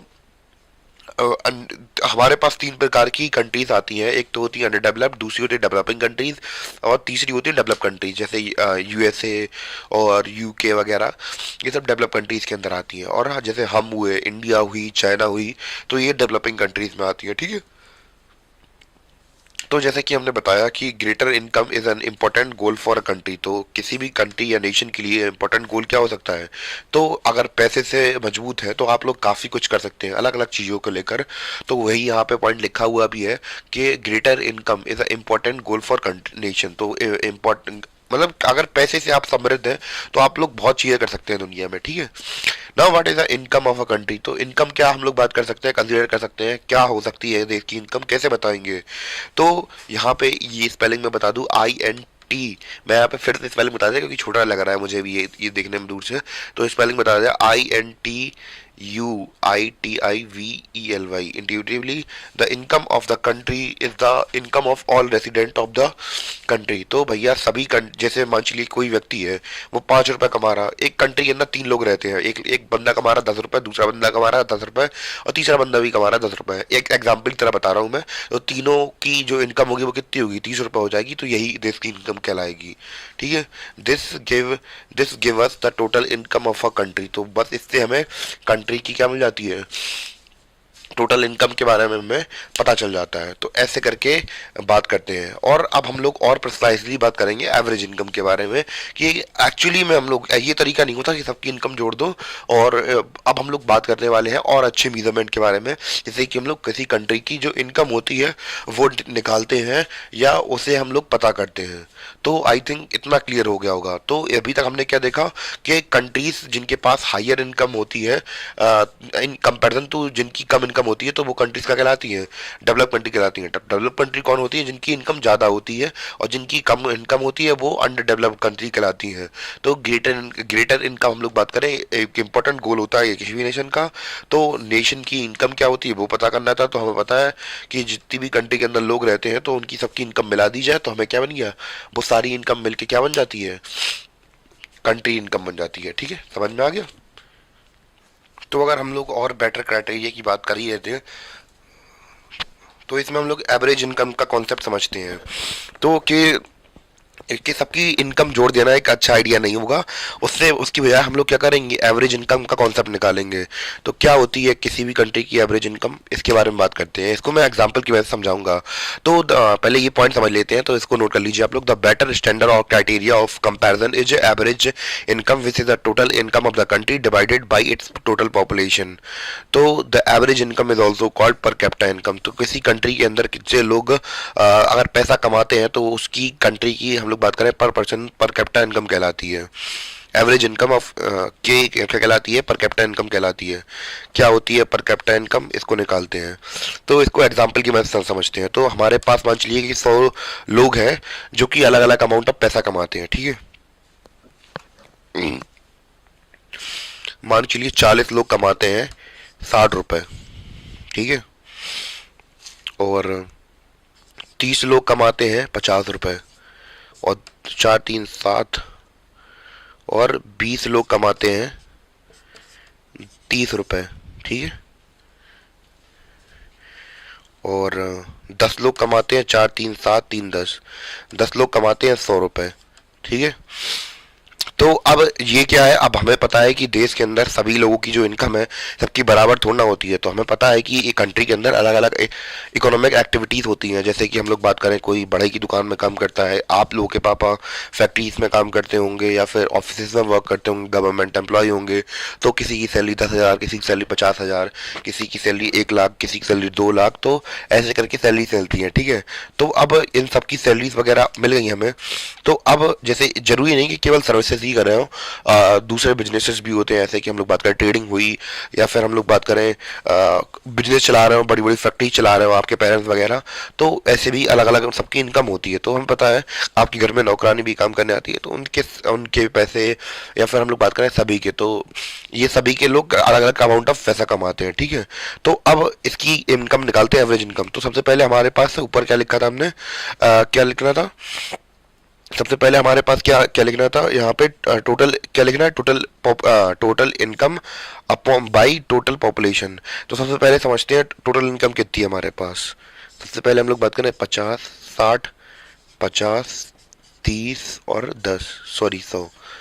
तो ये हमारी इनकम हो गई। इन सबको हम लोग पहले क्या कर देंगे, ऐड कर देंगे। तो ऐड करने का तरीका सबसे बढ़िया यही है, 150 और 639, और या फिर ऐसे कर सकते हैं 6 5 11 और 100, 210, 240। कितना आ गया, 240 आ गई टोटल इनकम। कितनी आ गई, 240 टोटल इनकम आ गई। कैसे आ गई, 6 5 11 110, 140 और 100, 240 हो गए। और टोटल पॉपुलेशन कितनी है, 4 3 7, 7 2 9 1 10, 100 लोग हैं टोटल। तो एवरेज इनकम कितनी निकल के आ गई, 24 एवरेज इनकम निकल के आ गई। कितनी है, 24 एवरेज इनकम है, यानी कि यहाँ पे पर आदमी कितने रुपए कमाता है, 24 रुपए कमाता है एवरेज के तौर पर, एक तरीके से ये समझ सकते हैं। तो ऐसे करके ये तरीका होता है एवरेज इनकम निकालने का। तो किसी भी कंट्री के अगर हम लोग एवरेज इनकम निकालते हैं तो वो कैसे निकालते हैं, इसी मेथड से निकालते हैं। तो आप लोग भी अलग अलग एग्जाम्पल लेके या फिर अपनी कंट्री की इनकम निकालने की कोशिश करिए, और अलग अलग एग्जाम्पल से इसको खोलने की कोशिश करिए।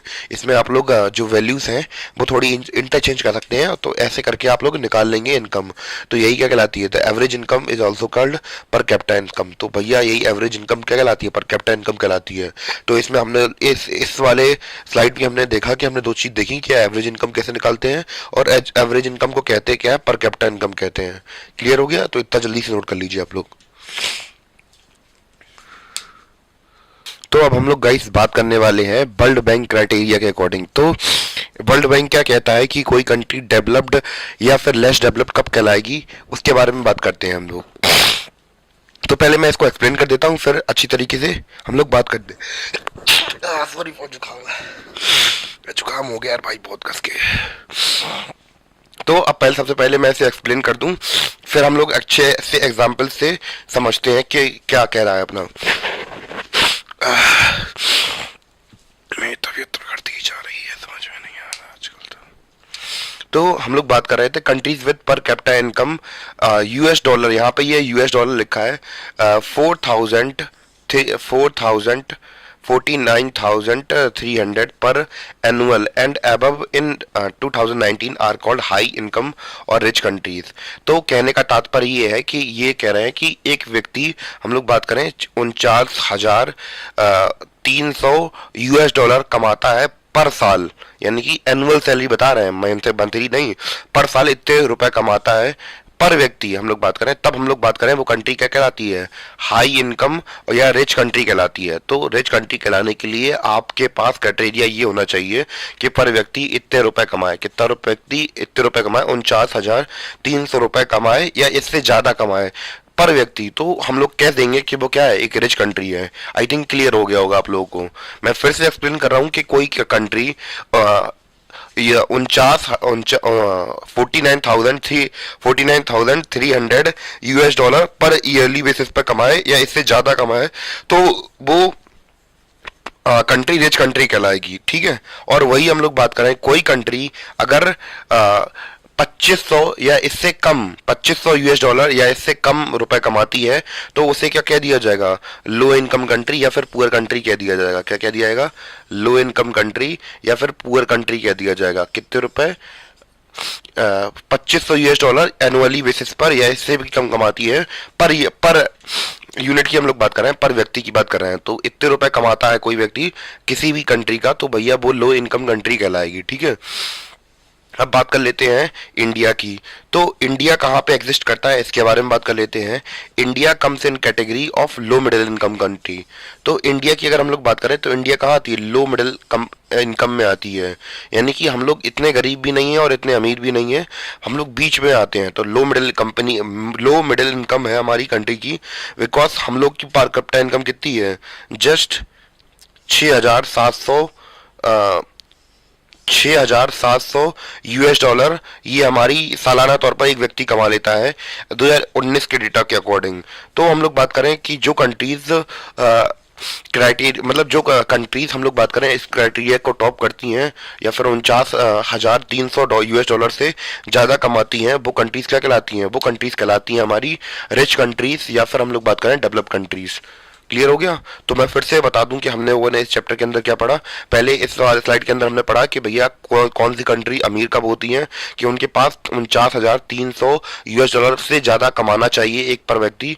और हमने देखा, दूसरा पॉइंट क्या देखा, कि 2500 यूएस डॉलर से कम या 2500 यूएस डॉलर कमाती है तो वो कंट्रीज क्या कहलाएंगी, एनुअल बेसिस पर वो कंट्री क्या कहलाएंगी, लो इनकम कंट्रीज कहलाएंगी। और इंडिया हमने देखा तो लो मिडिल इनकम में आती हैं, क्योंकि इंडिया की जो एनुअल इनकम है वो कितनी है, 6,700 है। और ये डेटा दिया गया है 2019 का, और ये डेटा दिया है किसने, वर्ल्ड बैंक ने दिया है।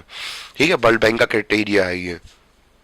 आई थिंक क्लियर हो गया होगा, जितना हो सक रहा है बता दे रहा हूँ। तो अगर आपको कुछ भी डाउट लग रहा हो प्लीज़ राइटिंग को लेकर या किसी भी चीज़ को लेकर, तो प्लीज़ आप कमेंट कर सकते हैं, जिससे कि मुझे अपनी गलतियाँ पता चलें और मैं अपने आप को सुधारने की कोशिश करूँ।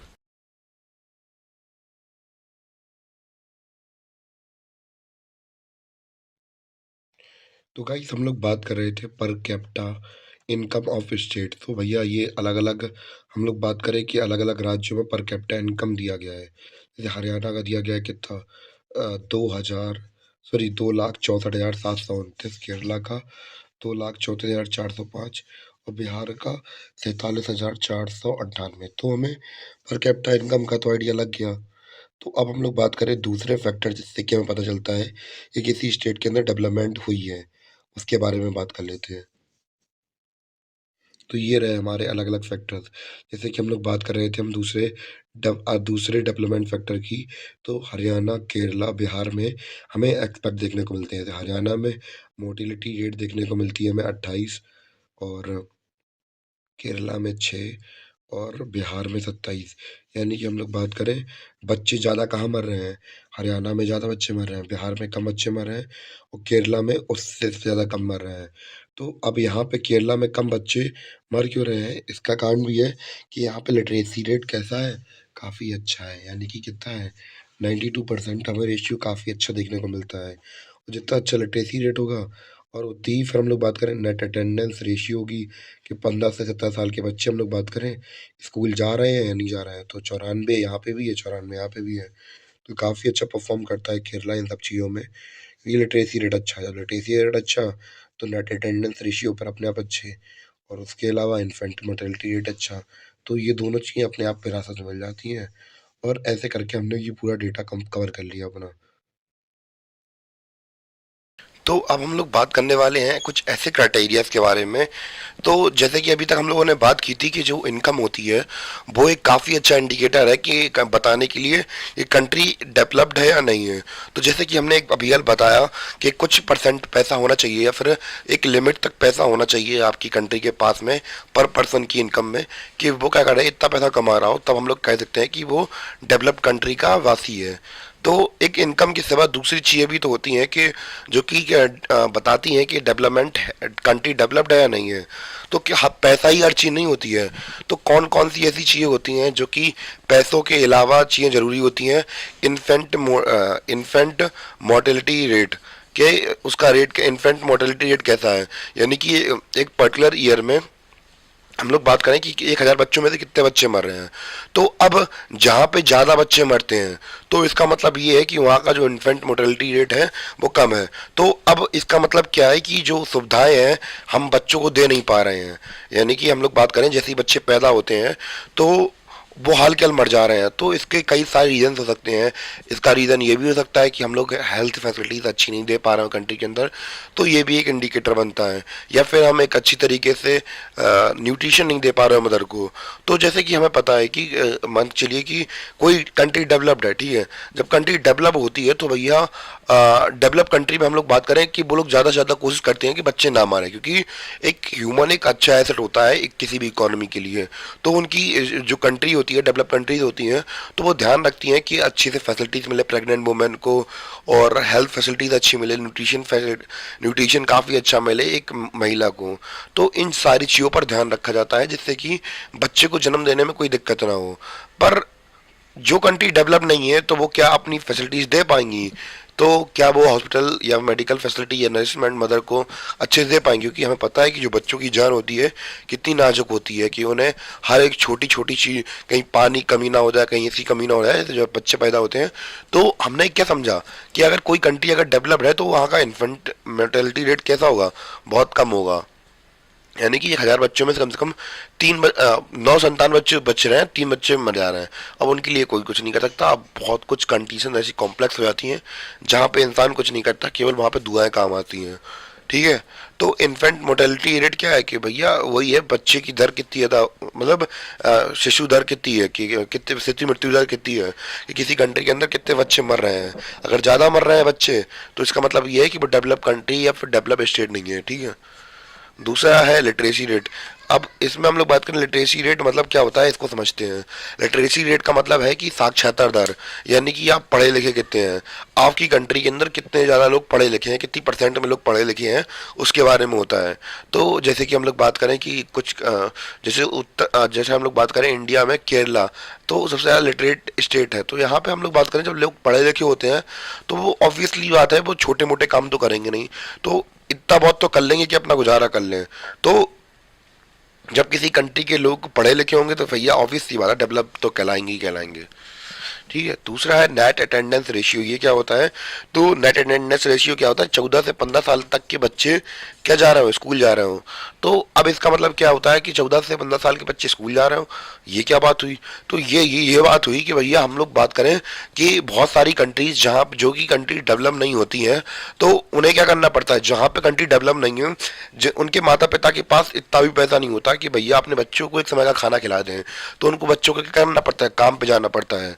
तो अब किसी कंट्री की नेट अटेंडेंस रेशियो अच्छी है तो इसका मतलब ये है कि जब बच्चा 14-15 साल का हो रहा है तो भैया वो कहाँ जाता है, स्कूल में जाता है। इवन की 9th में जाते हैं बच्चे अपने हाथों। तो बस वही है कि अगर नेट अटेंडेंस रेशियो अच्छा है तो भैया बच्चे स्कूल जाते हैं, और नहीं अच्छा है तो भैया उस कंट्री के बच्चे या उस स्टेट के बच्चे कहाँ रहते हैं, मतलब काम पे जाना पड़ता है उन्हें। और काम पे जाना पड़ता है तो भैया वो पढ़ाई कम ही कर पाते हैं। तो ये सारी चीज़ें देखी हमने। तो मैं फिर से बता दूं कि भैया हमने क्या देखा, हम यहाँ पे क्या समझ रहे थे, हम यहाँ समझ रहे थे इंडिकेटर्स, यानी कि हम लोग पता कैसे करें कि कोई कंट्री डेवलप है या नहीं है। पहले हमने देखा कि किसी कंट्री की इनकम एक पर्टिकुलर फिक्स अमाउंट से, जैसे कि हमने बात की कि एक पर्टिकुलर फिक्स अमाउंट है, तो अगर इतनी आपकी इनकम है कंट्री के लोगों की तो हम लोग क्या कहलाएंगे, डेवलप नेशन कहलाएंगे। और नहीं है तो अंडर डेवलप कहलाएंगे, और उससे बीच में है तो डेवलपिंग कहलाएंगे। और दूसरा हमने क्या देखा, इन्फेंट मोर्टेलिटी रेट, कि भैया बच्चे ज़्यादा मर तो नहीं रहे हैं। क्यों नहीं मर रहे हैं? क्योंकि फैसिलिटीज़ अच्छी हैं। अगर फैसिलिटीज़ अच्छी हैं तो भैया डेवलप्ड कंट्री में आ जाते हैं आप, या डेवलप नेशन में आ जाते हैं आप। लिटरेसी रेट, तो कितने ज़्यादा लोग पढ़े लिखे हैं आपके राज्य में, अगर आप पढ़े लिखे हैं तो ऑब्वियस सी बात है आप लोग डेवलप अपने आप हो जाएंगे। और नेट अटेंडेंस रेशियो के 14 से 15 साल के बच्चे स्कूल अटेंड कर रहे हैं या नहीं कर रहे हैं, लिटरेसी रेट मतलब लिटरेसी ले रहे हैं या नहीं ले रहे हैं। क्योंकि बहुत सारी कंट्रीज़ के अंदर ये होता है कि जब बहुत सारे पेरेंट्स के पास पैसा नहीं होता है तो वो अपने बच्चों को कहाँ भेज देते हैं, काम करने के लिए भेज देते हैं। इसलिए वहाँ की नेट अटेंडेंस रेशियो को बहुत कम हो जाता है। क्लियर? इतना नोट कर लीजिए आप लोग अब तक। तो गाइस अब हम लोग बात कर लेते हैं पब्लिक फैसिलिटीज़ के बारे में। तो क्या होती हैं पब्लिक फैसिलिटीज़, इनको समझते हैं एक अच्छे से एग्जांपल से। तो हेडिंग क्या है, पब्लिक फैसिलिटीज़। तो जैसे कि हम लोग बात करें कि ऐसी सुविधाएं जो कि सरकार हमें प्रोवाइड कराती है वो क्या कहलाती हैं, वो क्या कहलाती हैं, पब्लिक फैसिलिटीज़ कहलाती हैं, जो एज अ ग्रुप के लिए होती हैं। यानी कि हम लोग बात करें हमारी सरकार चुन के, हम लोग जिसे भी चुनते हैं सरकार को, वो हमारे लिए कुछ ऐसी सुविधाएं प्रोवाइड कराती है जो हम लोग अकेले अफोर्ड नहीं कर पाते हैं। इसका उदाहरण समझते हैं, जैसे कि हमें पता है कि कुछ देश के अंदर करोड़पति लोग होते हैं, तो वो चाहे तो जैसे अगर उन्हें कोई फेरारी चलानी है, हेलीकॉप्टर चलाना है, या फिर हम लोग बात करें कि अपने आप को अच्छी एजुकेशन प्रोवाइड करनी है, तो वो लोग अपने स्कूल्स, कॉलेजेस, रोड्स जो चाहे वो बना सकते हैं, because they have money, much money. तो पर हम लोग बात करें मिडिल क्लास या लोअर मिडिल क्लास पीपल की, जैसे हम और आप, तो फिर हमारे पास क्या इतना पैसा है कि हम लोग रोड बनवा सकें, या हमारे पास इतना पैसा है कि हम लोग मेडिकल फैसिलिटीज़ बहुत अच्छी ग्रैब कर सकें, यानी कि हॉस्पिटल बनवा सकें? क्या बनवा सकते हैं? आपको क्या लगता है? अगर बनवा सकते हैं तो फिर बात अलग है कि आप अमीर हैं।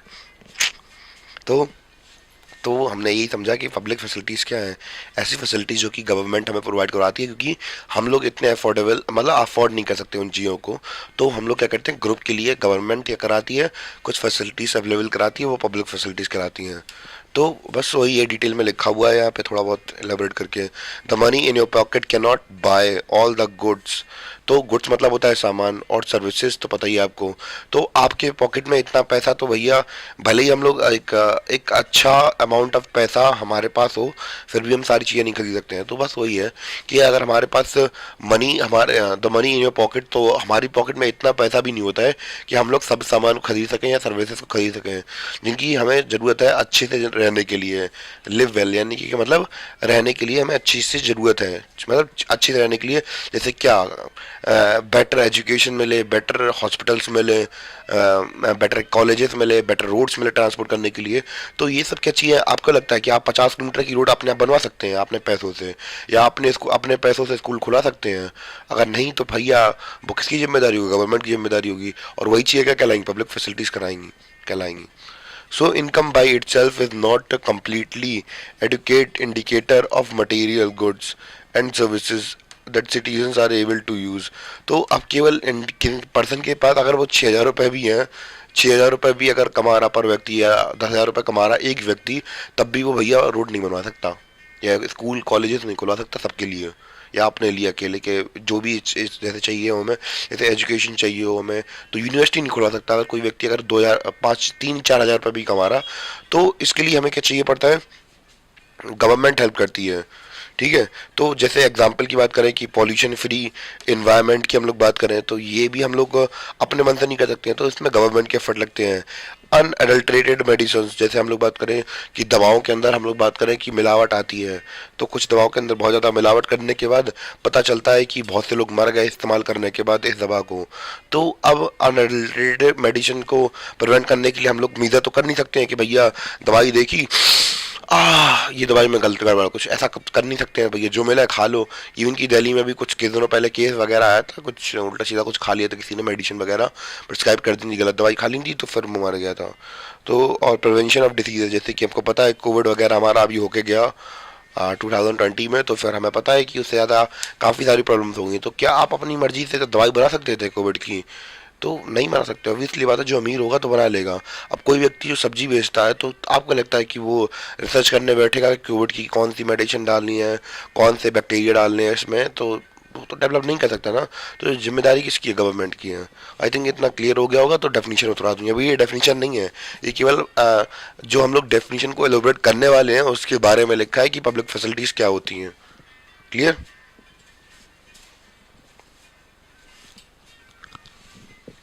तो गाइस हम लोग बात करें कि जब हमने अभी पीछे डेफिनेशन लिखी थी, तो वो पूरी नहीं थी। पूरी कब होगी? तो ऐसे पूरी हुई, many pure people can not afford good close. तो भैया ऐसी चीज़ों के लिए, जैसे हमें पता है कि बहुत सारी रोड्स बनवानी, हॉस्पिटल बनवाने हैं, तो इसके लिए गरीब लोग जैसे पास जा भी नहीं पाते हैं। To it hence it is provided collectively and free. तो ये कलेक्टिवली देना चाहिए और फ्री देना चाहिए। Hence certain facilities are provided for free, like infrastructure, health, education, security, which is essential for all. तो हम सभी के लिए जो भी अच्छी लाइफ डिजर्व करते हैं, फिर जीना चाहते हैं, तो भैया ऐसी फैसिलिटीज़ भैया हम लोग तो कर नहीं सकते हैं। तो ये कलेक्टिवली गवर्नमेंट क्या करती है, गवर्नमेंट हमें प्रोवाइड कराती है। जैसे कि अगर आप लोग बात करें डेवलप कंट्री क्या कराती हैं, प्रोवाइड कराती हैं, और जो अनडेवलप होती हैं वो नहीं करा पाती हैं। जैसे कि अगर हम लोग अपने देश की बात करें तो हमें क्या मिलता है फ्री में, जैसे सरकारी सुविधाएं, या फिर हम लोग बात करें सार्वजनिक सुविधाएं क्या क्या होती हैं, हॉस्पिटल, सरकारी स्कूल, रोड, हाईवेज, एजुकेशन। तो ये सब सरकारी स्कूल जैसे होते हैं, तो ये सब फ्री मिलते हैं हमें। तो ये सारी सुविधाएं क्या हैं, कलेक्टिवली गवर्नमेंट हमें दे रही है। जैसे कि अगर अमेरिका वगैरह में चली जाएगी तो आपको अगर जॉब आपसे निकाल दिया गया है तो आप एप्लीकेशन भर के गवर्नमेंट आपको सैलरी भी दे सकती है, ठीक है। और जो बूढ़े लोग हो जाते हैं, और अपने यहाँ भी ऐसा होता है कि आदमी जब बूढ़ा हो जाता है तो उसे पेंशन मिलने लगती है। तो अब जब कंट्री डेवलप होती हैं, फिर डेवलपिंग होती हैं, तो वो सब ये सब चीज़ों का ध्यान रखती हैं कि पब्लिक फैसिलिटीज़ देनी चाहिए। क्योंकि भैया आप 60 साल का, 65 साल का व्यक्ति हो गया, आप उसके पास कमाने की उम्र तो रही नहीं है, और उसके मान चलिए कि अब बच्चा भी नहीं है कोई करने लिए, मतलब उसके बच्चे ने घर से बाहर निकाल दिया, तो वो क्या करेगा, मरने के सिवा तो उसके पास कोई ऑप्शन नहीं है। तो इसलिए क्या करती है गवर्नमेंट, उसे फाइनेंशियली सपोर्ट करती है।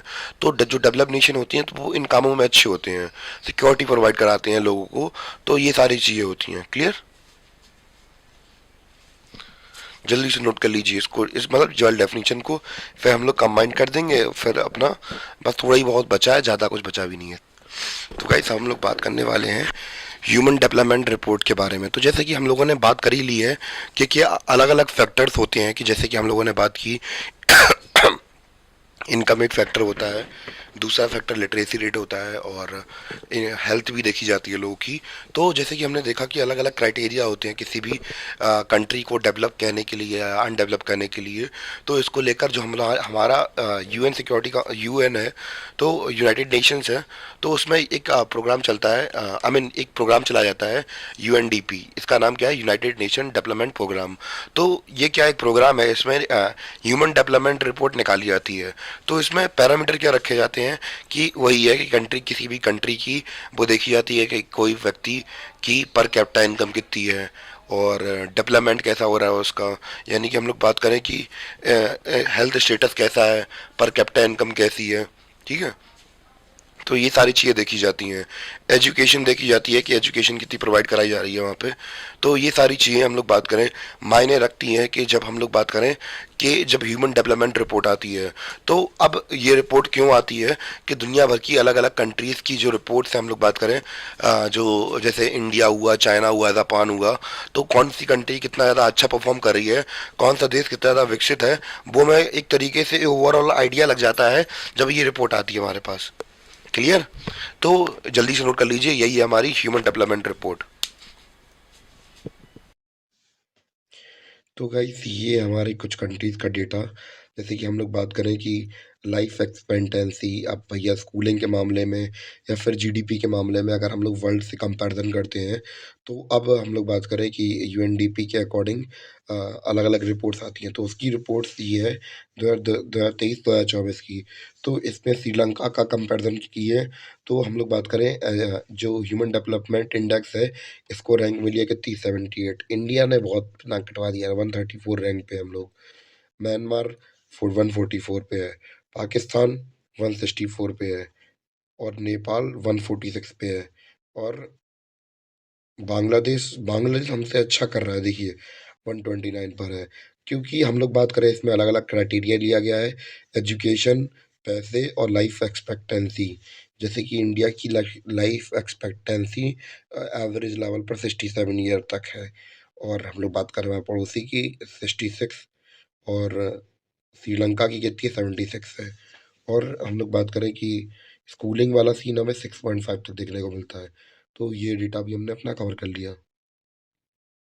तो गाइस जब हम लोगों ने इतनी सारी बात कर ही ली है इन सभी चीज़ों के बारे में, तो हम लोग बात कर लेते हैं सस्टेनेबल डेवलपमेंट के बारे में, कि सस्टेनेबिलिटी क्या होती है। तो भैया डेवलपमेंट जब भी होती है, अभी हम लोगों ने डेवलपमेंट के बारे में इतनी सारी चीज़ें समझी कि डेवलपमेंट कितनी ज़रूरी है, हर एक पर्सन के लिए अलग अलग होती है। पर अब भैया जो डेवलपमेंट होती है ये अपने साथ विनाश लाती है। तो अगर हम लोग बात करें किसी भी इंसान की लाइफ में, जब हम लोग बात करें डेवलपमेंट होती है किसी भी कंट्री के अंदर, तो इसमें बलि का बकरा कौन बनता है, नेचर बनता है। तो भैया सबसे ज़्यादा खतरा किसे रहता है, नेचर को रहता है। चाहे वो लैंड हो, चाहे एयर हो, चाहे वो वाटर हो, तो इन सभी का पॉल्यूटेंट होना आम सी बात है। अब डेवलपमेंट मान चलिए कि किसी बढ़ई के लिए क्या हो सकता है कि मतलब कारपेंटर के लिए क्या सकता है अच्छा कि भैया उसके पास ज़्यादा से ज़्यादा रॉ मटेरियल मिले अच्छा था, तो उसके लिए क्या करना पड़ेगा, पेड़ काटना पड़ेगा। तो इन्वायरमेंट को बहुत ज़्यादा इफेक्ट पड़ता है। तो हमारी जो धरती है उसके ऊपर बहुत ज़्यादा इफेक्ट पड़ता है अगर हम लोग डेवलपमेंट करते हैं। तो बहुत सारे जो एक्सपर्ट्स होते हैं वो सजेस्ट करते हैं कि भैया अगर हम लोग इसी दौड़ में भागते रहे तो फिर हम लोग बच नहीं पाएंगे। तो development for is all great, but as many expert have want it should be sustainable.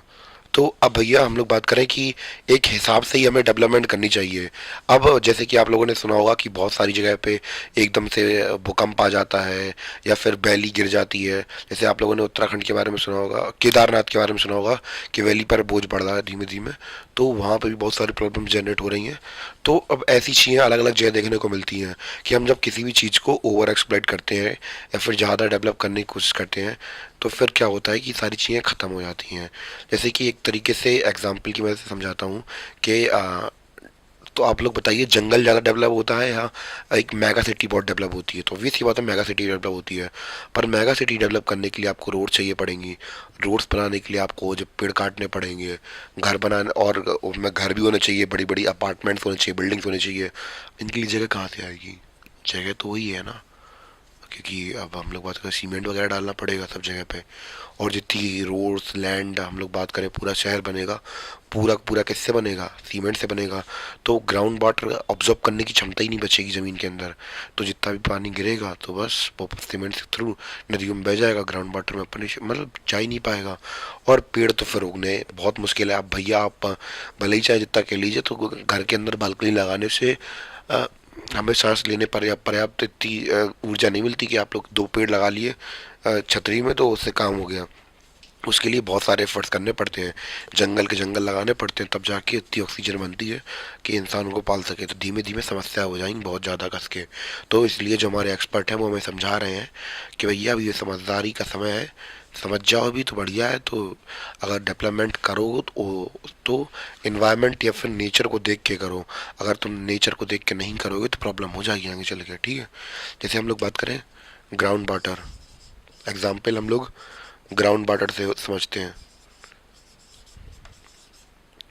ठीक है। जैसे धरती के नीचे का जमीन का पानी, तो उसको समझते हैं। तो रिसेंटली एग्जाम्पल से समझाया रहा मैं, ठीक है। यहाँ पे recently evidence suggest that the government is under serious threats of over use in many parts of the country. Urban settlements, तो अर्बन सेटलमेंट्स की हम लोग बात करें, बहुत सारे हम लोग बात करें ओवर यूज होता है शहरों में। भैया आप लोगों को ध्यान होगा, काफ़ी सालों पहले एक एड आया था शायद किसी कंपनी का या फिर किसी का भी आया, तो उसमें ये दिखाया गया था कि एक बच्ची थी और वो पानी का तसला मतलब पानी की कट्टियाँ लेके 25-30 किलोमीटर गई, और उतनी देर में वो देख रही कि एक आदमी, शहर का एक आदमी आधे घंटे तक नहा रहा, ठीक है। तो अब उसमें एक पीछे से आवाज़ आती है, वो कहते हैं कि एक शहर के एक आदमी का नहाना आधे घंटे में ख़त्म नहीं हुआ, इससे आधे गांव की प्यास बुझ जाती। तो काफ़ी इंफॉर्मेटिव एक तरीके से मैसेज था कि शहर के आदमी कितना ज़्यादा ओवर यूज़ करते हैं कि आधे घंटे तक नहा रहे हैं पानी। मैं भी कभी कभी लोगों को देखता हूँ कि घर में कि पानी बह रहा हो तो बहने देते हैं, खुला खुला रहने दो। भैया जब आप लोग राजस्थान या डिजर्ट एरिया में जाइए जहाँ पे पानी की किल्लत है, हीरे की तरह पूजा जाता है पानी को। तो उनकी कीमत नहीं जानते हैं लोग जो कि शहरों में रहते हैं। तो अर्बन सेटलमेंट के अंदर इसका ओवर यूज हमें देखने को मिलता है। और हम लोग बात करें अबाउट 300 डिस्ट्रिक्ट इंडिया की हम लोग बात करें, have report water level decline of over 5 metre during past 20 year. तो भैया हम लोग बात करें कि वाटर लेवल इतनी तेज़ी से नीचे जा रहा है, इतनी तेज़ी से जा रहा है कि इंडिया की 300 से ज़्यादा डिस्ट्रिक्ट में हम लोग बात करें कि जो वाटर लेवल की रिपोर्ट्स हैं, वाटर जो लेवल है वो धीमे धीमे डिक्लाइन हो रहा है। यानी कि कितना कम हो गया है, 4 मीटर तक कम हो गया है कितने पिछले 20 सालों में। और एक लिमिट तक ही हम लोग बात करें पानी है, फिर उसके बाद पानी नहीं मिलने वाला। क्योंकि अगर हम लोग बात करें पानी आता कहाँ से है, तो वो नेचर अपने आप से मतलब कलेक्ट करती है और फिर स्टोर कर लेती है। तो अगर हम लोग जितनी जल्दी जल्दी इन सबको खींचते चलेंगे तो हमें बाद में कुछ नहीं मिलने वाला। तो एक तरीके से पूरा ख़त्म हो जाएगा वो इलाका, क्लियर। तो ये सारी चीज़ें थी अपनी। तो आने वाले 25 सालों में हम लोग बहुत कुछ खत्म कर देंगे, ठीक है।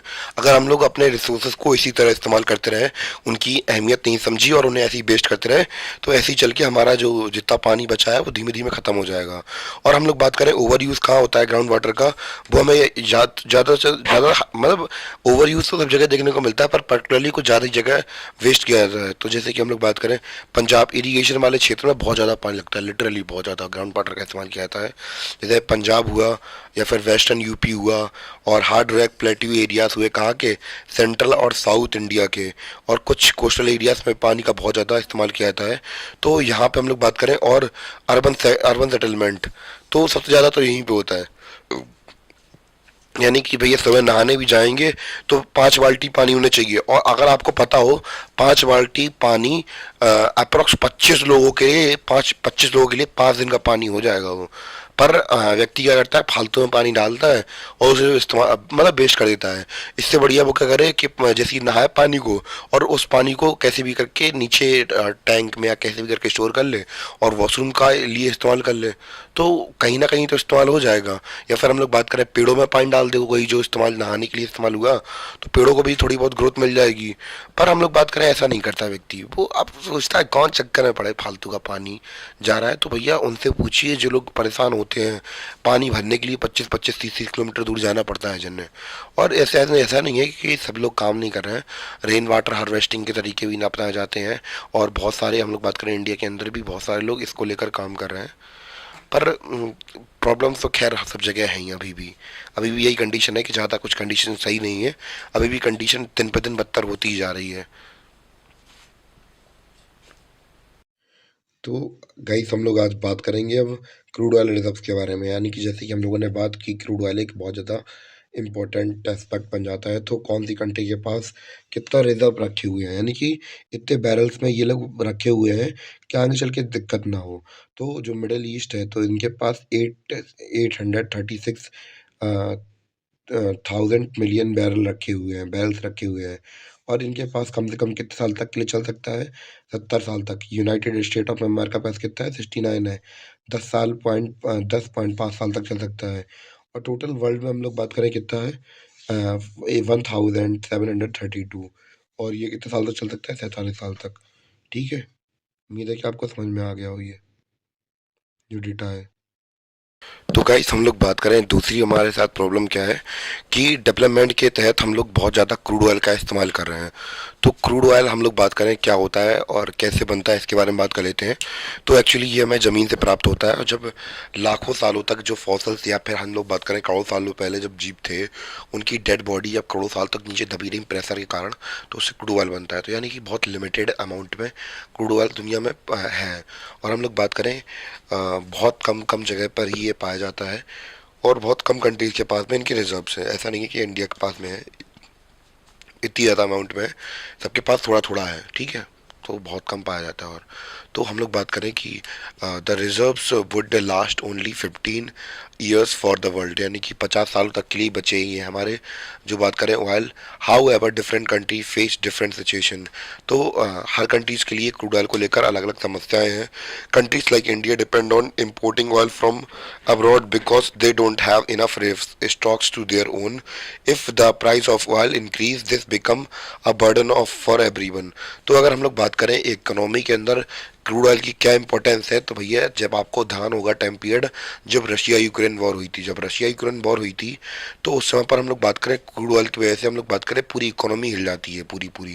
क्योंकि हम लोग बात करें एनर्जी सेक्टर में या फिर दूसरे सेक्टर में, तो क्रूड ऑयल का जो इंपॉर्टेंस है वो बहुत ज़्यादा हमें देखने को मिलता है। क्योंकि अगर हम लोग बात करें तेल नहीं होगा तो हर जगह ठप बैठ जाएंगे। तो भैया हम लोग बहुत हैविली डिपेंड है किसके ऊपर, तेलों के ऊपर। इंडिया भी हम लोग क्या करें कि तेल मंगाता है बाहर कंट्रीज से, और हम लोग बात करें कि जब तेल मंगाते हैं बाहर से तो फिर ऑब्वियस सी बात है जो हमारा ट्रेड डिफिसिट है वो तो बिगड़ता ही है। और ज़्यादा प्रॉब्लम भी होने लगती है, ठीक है। और हमारे पास इतना स्टॉक्स भी नहीं होता है कि भैया हम लोग अपने डोमेस्टिक जो तेल निकलता है इंडिया से उससे ही काम चला लें। तो हमें लार्ज अमाउंट ऑफ एनर्जी चाहिए पड़ती है। इवन कि हम लोग बात करें, हम लोग हैविली डिपेंड है किसके ऊपर, पेट्रोलियम प्रोडक्ट के ऊपर, या फिर हम लोग बात करें क्रूड ऑयल के ऊपर। तो अब ऐसी सिचुएशन हो जाती है तो फिर हमारे लिए ये भी ज़रूरी है कि हम लोग क्रूड ऑयल को क्या करें, रिजर्व करें। तो एकदम से हम लोग जल्दी जल्दी हम लोग बात करें इंडस्ट्रीज़ के चक्कर में, या फिर हम लोग बात करें ट्रांसपोर्टेशन चक्कर में ज़्यादा ज़्यादा क्रूड ऑयल इस्तेमाल करेंगे तो भैया लिमिटेड अमाउंट में है क्रूड ऑयल। तो ये सारे बहुत गहरी सोच से हमें इन सब चीज़ों को ख़त्म करना चाहिए। तो भैया जब हम लोग बात करें कि जब प्राइस बढ़ जाती है तेलों की तो फिर बहुत भैया किल्लत हो जाती है, इकोनॉमी के ऊपर बहुत ज़्यादा बर्डन पड़ता है, लिटरली बहुत ज़्यादा बर्डन। क्लियर? तो भैया हम लोगों ने अभी इंडिया के बारे में तो बात कर ही ली कि इंडिया की सिचुएशन क्या है कि हम लोग क्या करते हैं, तेल को इंपोर्ट करते हैं। पर वही हम लोग बात करें दूसरी कंट्रीज ऐसी भी हैं, जैसे कि हम लोग बात करें यूएसए, जो कि हम लोग बात करें अपनी मिलिट्री पावर और इकोनॉमिक पावर का इस्तेमाल करती हैं कि कैसे भी करके इन्हें इन्फ्लुएंस करके अपने लिए भविष्य के लिए जो तेल है या फिर हम लोग बात करें ऑयल है वो रिजर्व करके रखा जाए। तो भैया ये कंट्रीज हैं तो ये इतना ज़्यादा रिजर्व करके क्यों रख रही हैं, क्योंकि हम लोग बात करें कोई भी इकोनॉमी हो तो इकोनॉमी के अंदर क्रूड ऑयल का एक बहुत ज़्यादा बड़ी इंपॉर्टेंस होती है। इवन कि हम लोग बात करें आज की ज़्यादा से ज़्यादा इकोनॉमीज़ हैं वो वर्क ही हम लोग बात करें तेल पे कर रही हैं, क्योंकि भैया जो कार्स होती हैं, ट्रांसपोर्टेशन है, पूरा पूरा इंफ्रास्ट्रक्चर है वो डेवलप किसके ऊपर, क्रूड ऑयल के ऊपर हम लोग बात करें डिपेंडेंट है। तो अगर भैया अब ऐसी सिचुएशन आ जाती है कि मंथली शॉर्टेज हो जाती है इन सब चीज़ों की, जब वो तो मुझे जैसे कि पता है कि आने वाले फ्यूचर में होगी, तो भैया वॉर कितनी ज़्यादा होंगी सोच के देखिए।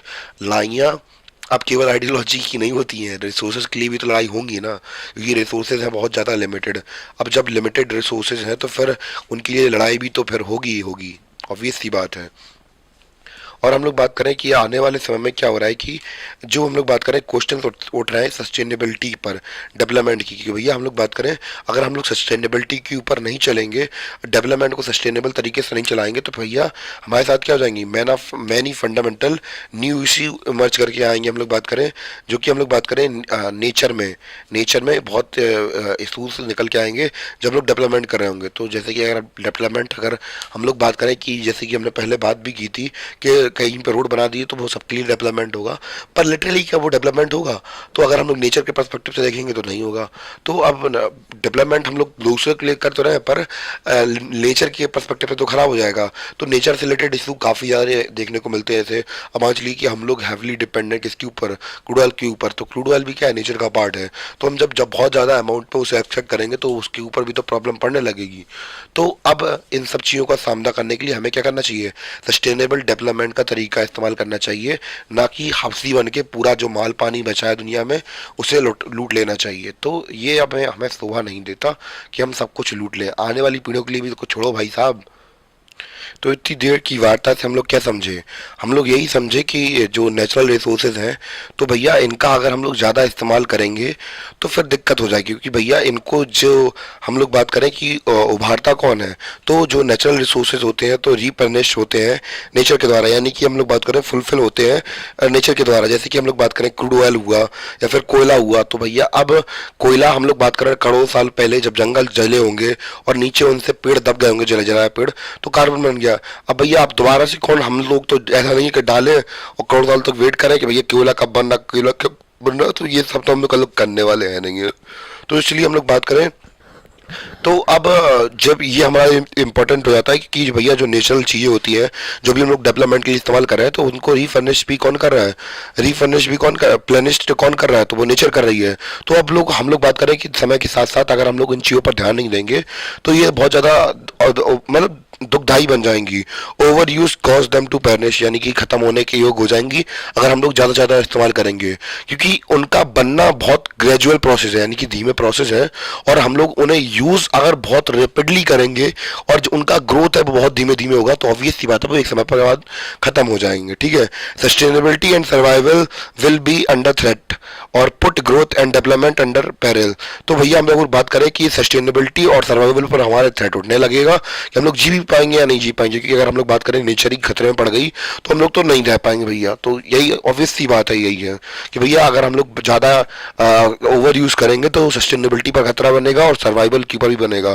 पर जो कंट्रीज पहले से हम लोग बात करें डेवलप है, वो भैया उन्होंने तो पहले से इस्तेमाल कर ले खींच ही लिया, और बाद में अब जो डेवलपिंग कंट्री है उनके ऊपर सेंक्शन लगाती हैं, कहती हैं कि भैया आप बहुत ज़्यादा इस्तेमाल कर रहे हैं। तो भैया आप आज से करीब 50 साल पहले आपने पहले पूरा निपटा लिया, तो हम क्या करें उनमें।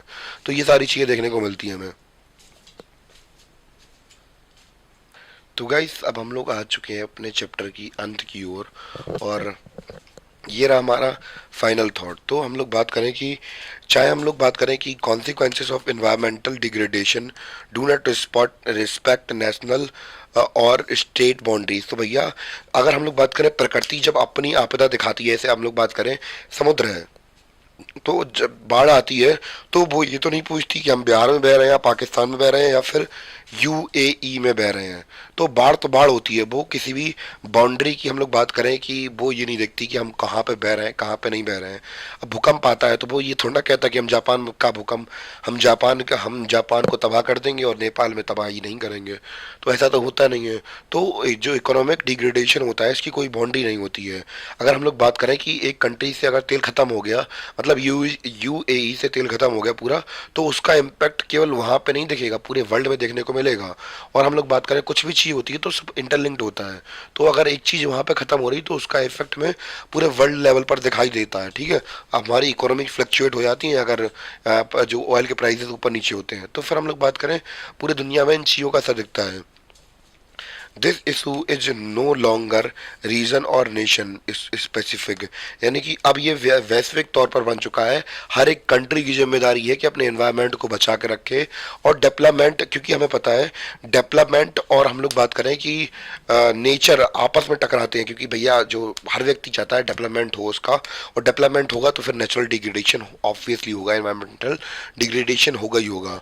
तो उसमें ये जरूरी है कि हम सस्टेनेबिलिटी को अपनाएं और धीमे धीमे प्रोसेस को करें। ठीक है, कि जिससे कि धीमे धीमे ये सारी चीज़ें खत्म हो, मतलब खत्म हो।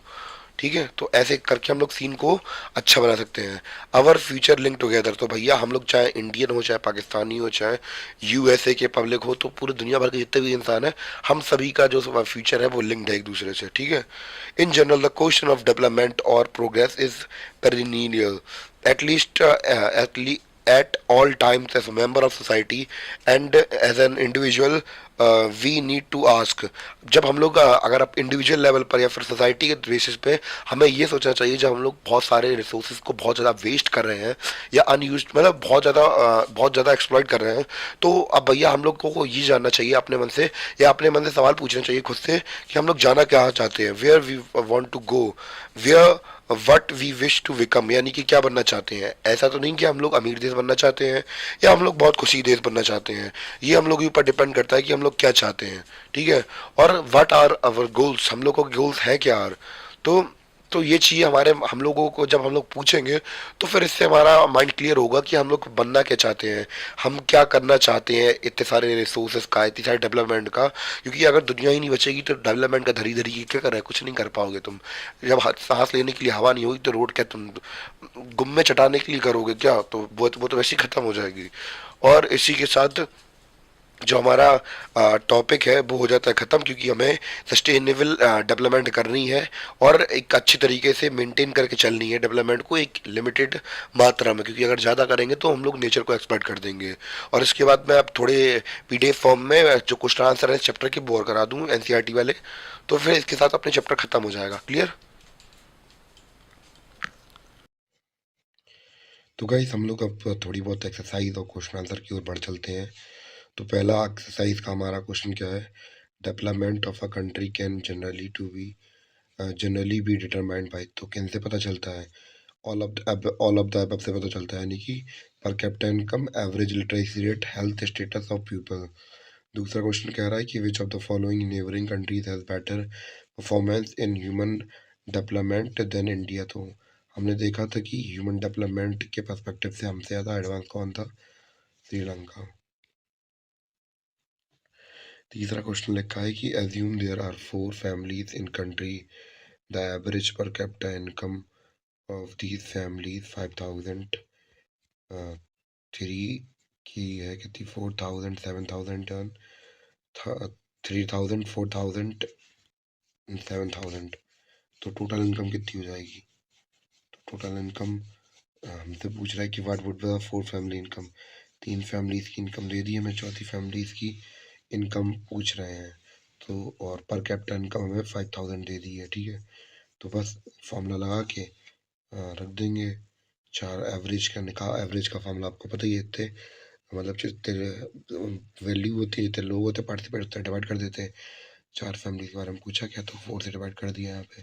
तो 6000 हमारी चौथी फैमिली की एवरेज इनकम निकल आई, ठीक है।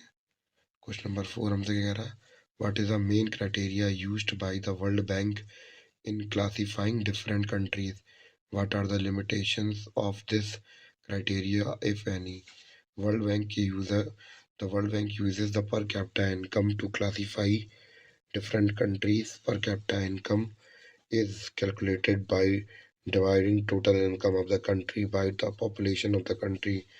For the year 2070, the country with per capita income of US dollar 12,056 per annum were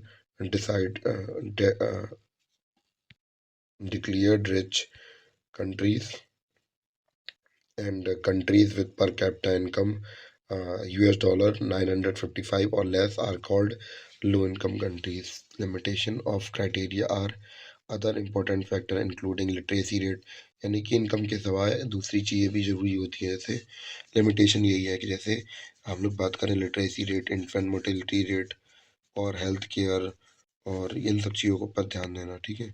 ignored while classify the country, तो हम लोगों ने इनको इग्नोर कर दिया जब लोग क्लासीफाई कर रहे थे। Information about the inequality distribution of income is not mention by the World bank, तो इसमें अनइक्वल डिस्ट्रीब्यूशन ऑफ इनकम के बारे में नहीं बताया गया है। Economy of a country can not determine development of country. Obvious सी बात है, हम लोग अपने बहुत सारे लेक्चर में हम लोग कवर कर भी चुके हैं कि इकोनॉमिक केवल पैसा ही एक फैक्टर नहीं होता जो कि बताता है कि हमारी कंट्री डेवलप है या नहीं है। अगले क्वेश्चन के ऊपर आते हैं। क्वेश्चन नंबर 5 क्या कह रहा है, in what respect is children used by UNDP for measuring development. तो बस different from one used by the World bank. The criteria used bye UNDP is different from the one used by the World bank because UNDP compares countries based on the educational level. तो मैं आप slide show कर दूंगा आपको, तो आप लोग जल्दी से नोट कर लेना है इसको आंसर। अब चैप्टर तो एक्सप्लेन कर ही दिया, तो क्वेश्चन आप लोग खुद कर सकते हैं। 10 सेकंड का मैं टाइम दूंगा, तो आराम से नोट स्क्रीन शॉट ले लीजिए आप लोग। 49 50 के बाद 60 से मैं चेंज कर दूंगा।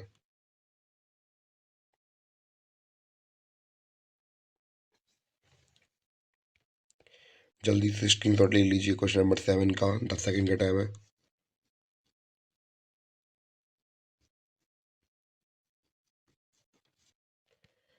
Question number 8,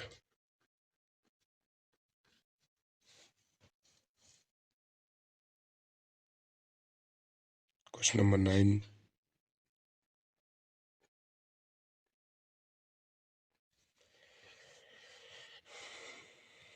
question number 10,